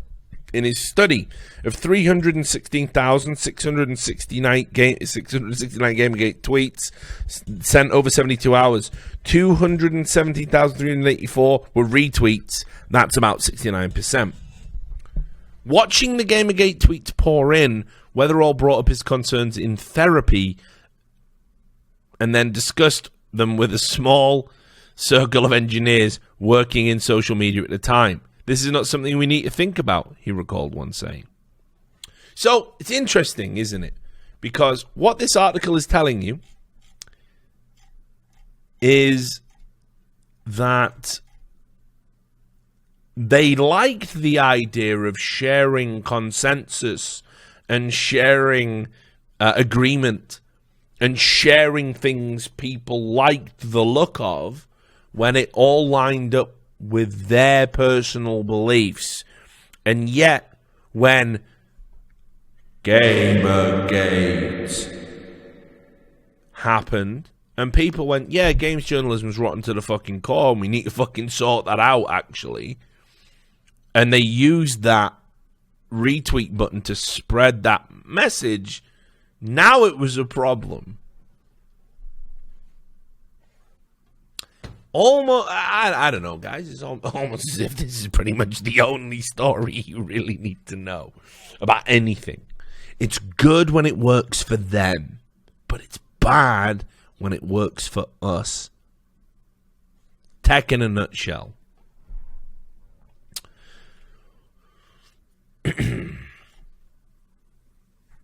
Right. Let's get down to 2016, shall we? The game took another dark turn during the 2016 presidential campaign when impulse spot sharing caused outrage and disinformation to flourish on both Twitter and Facebook. It's one thing to copy and paste a link that says Hillary Clinton is running a pedophile ring in the basement of a pizza shop and share it under your own name. I never even heard any Pizzagator actually allege that. Podesta, yes. Clinton, no. It's another to see someone else post it. Remember that you don't like Hillary Clinton and impulsively hit the share or retweet button. We have some evidence that people who are more likely to stop and think are better at telling truth from falsehoods.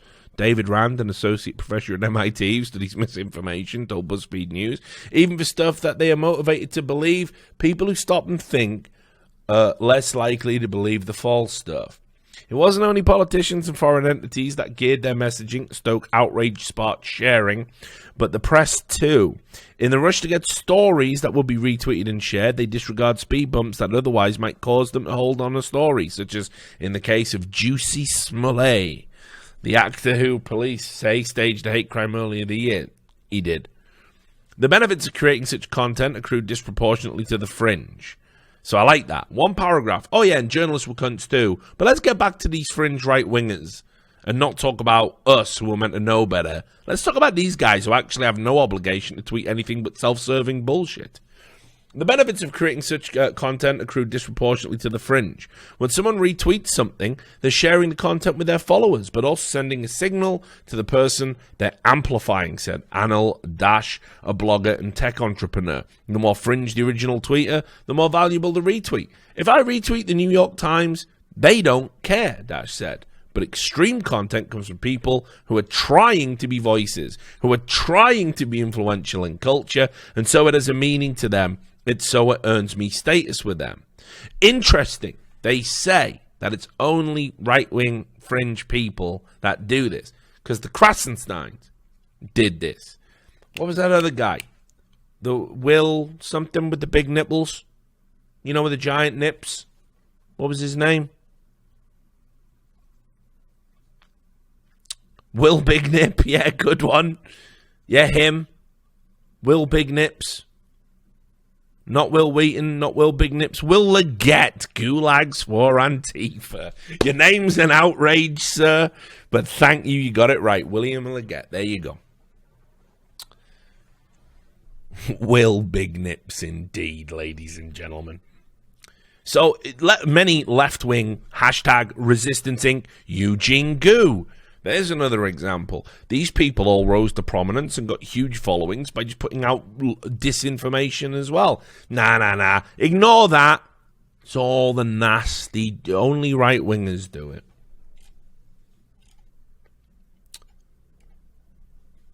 After a brutal 2016 election season, Facebook and Twitter reformed their policies, but as a new presidential election approaches, their services remain filled with harassment, outraged, and sensationalized news. Yeah, and that's just CNN and MSNBC. Because the companies have barely touched the machinery itself. Advertising revenue keeps the system in place. For every dollar an advertiser spends pumping up a piece of sponsored content, it can count on some amount of shares and retweets to expand its audience organically. Don't need to read that next quote. We don't care about that. Let's get to this bit. To rein in the excesses of the retweet, Weatherall suggested social media companies must turn their attention towards the audience. When thousands of people retweet or share the same tweet or post, they are part of an audience. A platform could revoke or suspend the retweet ability from audiences that regularly amplify awful posts, said Weatherall. Curation of individuals is way too hard, as YouTube could attest, but curation of an audience is a lot easier. So what they're suggesting here is, if you put a tweet out that they don't like and it goes viral and everyone retweets it and it blows up, they come in and limit you and anyone else that shared your tweet. They lose their ability to retweet and you lose your ability to post. Is that reasonable? Apparently so. That's what they literally want to do. And again, whining from journalists. Now, the crescendo, ladies and gentlemen. The whole thing the stream's been building up to. Because remember, 4 hours. I've done 4 hours and 18 minutes, guys. This is a marathon for me. Let's do it. Richard, you have talked endlessly about journalists and social media, and nobody knows why. Why are you doing this? It didn't even seem linked to the earlier thing, and now you've gone off on a tangent about how you're not right-wing, and all the viewers are going away because your right-wing audience doesn't like it that you're not right-wing, and your left-wing audience is confused and scared. Okay. This is it. Neiman Labs reports. Little bird, little shadow. Now, hang on. Okay, let's just do the headline. Twitter says, and by the way, this literally happened off the back of the story with the Anheuser-Busch guy. Twitter says it wants to solve the journalists' careers end because someone digs up an old tweet problem. So even though you guys are more likely to be the victims of a journalist digging up your old tweet, the fact that the Anheuser-Busch journalist from the fucking Des Moines fucking Record or whatever the fuck it was called got fucking wrecked, Twitter have now said, wait, we can turn it back on journalists? It's a bridge too far. So they literally have now issued a statement as of October saying, we're not going to let journalists have their old tweets be brought up, and we're going to fix it. So what are you going to do? Twitter has a very particular place in this phenomenon about the milkshake duck, because it is simultaneously A, the mainstream social platform that structurally most encourages the frequent sharing of brief tossed off thoughts, and B, the platform least interested in rendering any of its content less than permanent. It's got a robust search function. You can't hide individual tweets, only an entire account. There's no way to keep some of your tweets limited to a small group of friends instead of the entire internet, and deleting old tweets takes a ton of tedious one-by-one clicking. So it's interesting to hear now that Twitter's thinking about changing things up and injecting a bit more ephemerality into your permanent record. Product lead Kayvon Bakepaw, get out of my sight, who apparently got engaged this weekend. Congrats. Oh, we're fawning over you in the media. Thank you, Twitter executive. Spoke with The Verge's Nilay Patel and Casey Newton on Vergecast and talked about the company's desire to make tweets more ephemeral. Here's what he said. Ephemerality. I view that as another dimension that is really important for some customers, for some specific set of circumstances where you want to talk to people, but you're not quite sure you want it to last forever yet. And so I think as a dimension to focus on as a specific customer problem, absolutely, I'm very interested in exploring how we might give customers more control. He means journalists. Where ephemerality is just one of those dimensions, I think there are other dimensions that, while we can get excited and talk about ephemerality because there's lots of standards of how other apps do this, I think other dimensions like control around who can see or control around who can participate is really critical. It's actually quite difficult to have a fireside chat when you have 1 billion people screaming in your ear. Like, imagine we had tens of thousands of people in the studio with us right now talking into our ear while we were trying to talk to each other. I think that's another dimension of how our conversation features work, or how it doesn't work today. That's really important to us. That and ephemerality. Did I say ephemerality 40 fucking times? Because it's the buzzword. I'll say it again.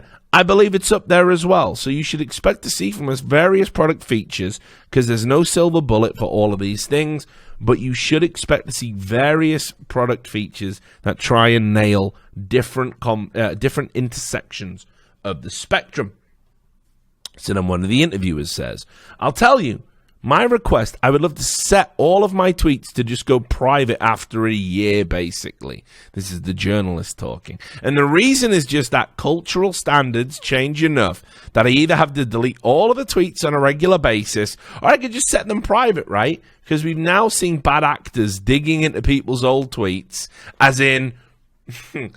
journalists digging into people's tweets, not bad actors. You digging into journalist tweets, you're a bad actor. Taking them out of context and wreaking all kinds of havoc. So I would just love a way to never have to think about that again, basically. I mean, journalists' careers end because someone digs up an old tweet, you know.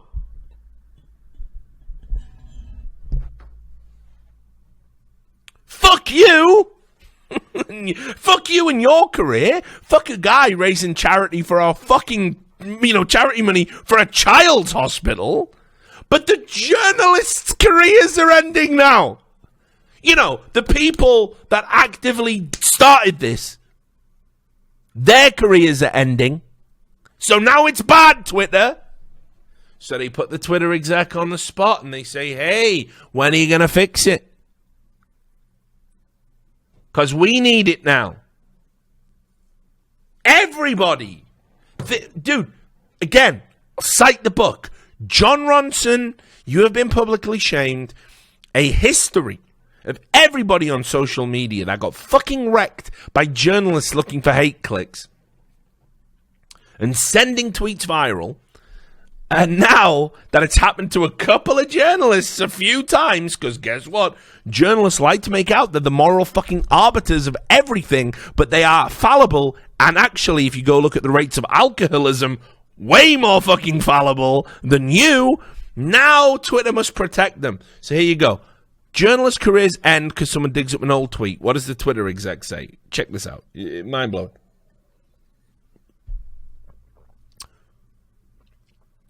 Fear of speaking in public and fear of retaliation, or fear of being harassed, and harassment means many different things to many people, or fear of being held accountable for something that is not what you meant. These are some of the biggest reasons why people don't tweet, which is why we actually take this very seriously, they said, having turned a blind eye for years while you get wrecked for 10-year-old tweets in the public domain. There are many different product solutions. Auto-deleting tweets is something that we could do.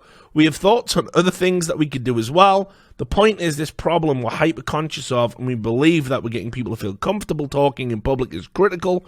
We're super interested in coming up with multiple solutions to solve it.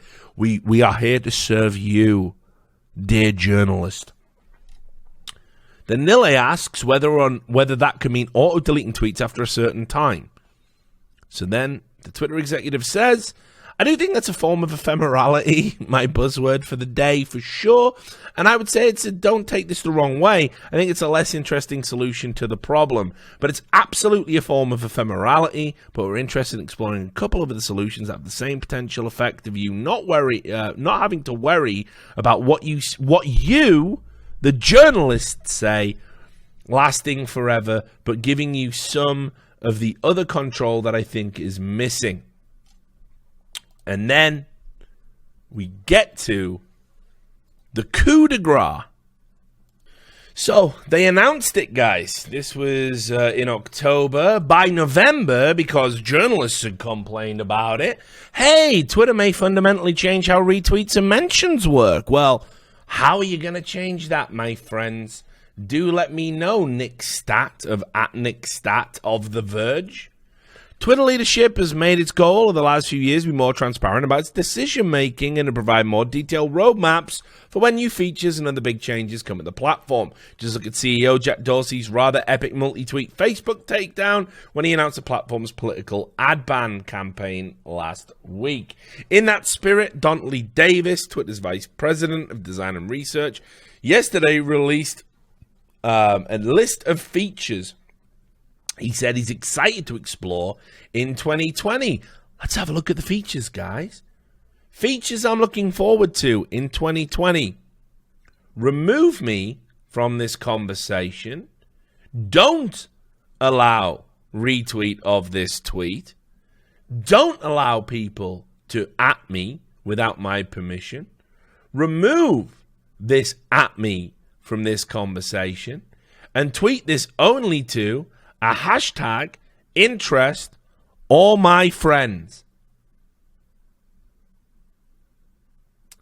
So these, and still no edit function, and these do actually seem to serve a certain class of people.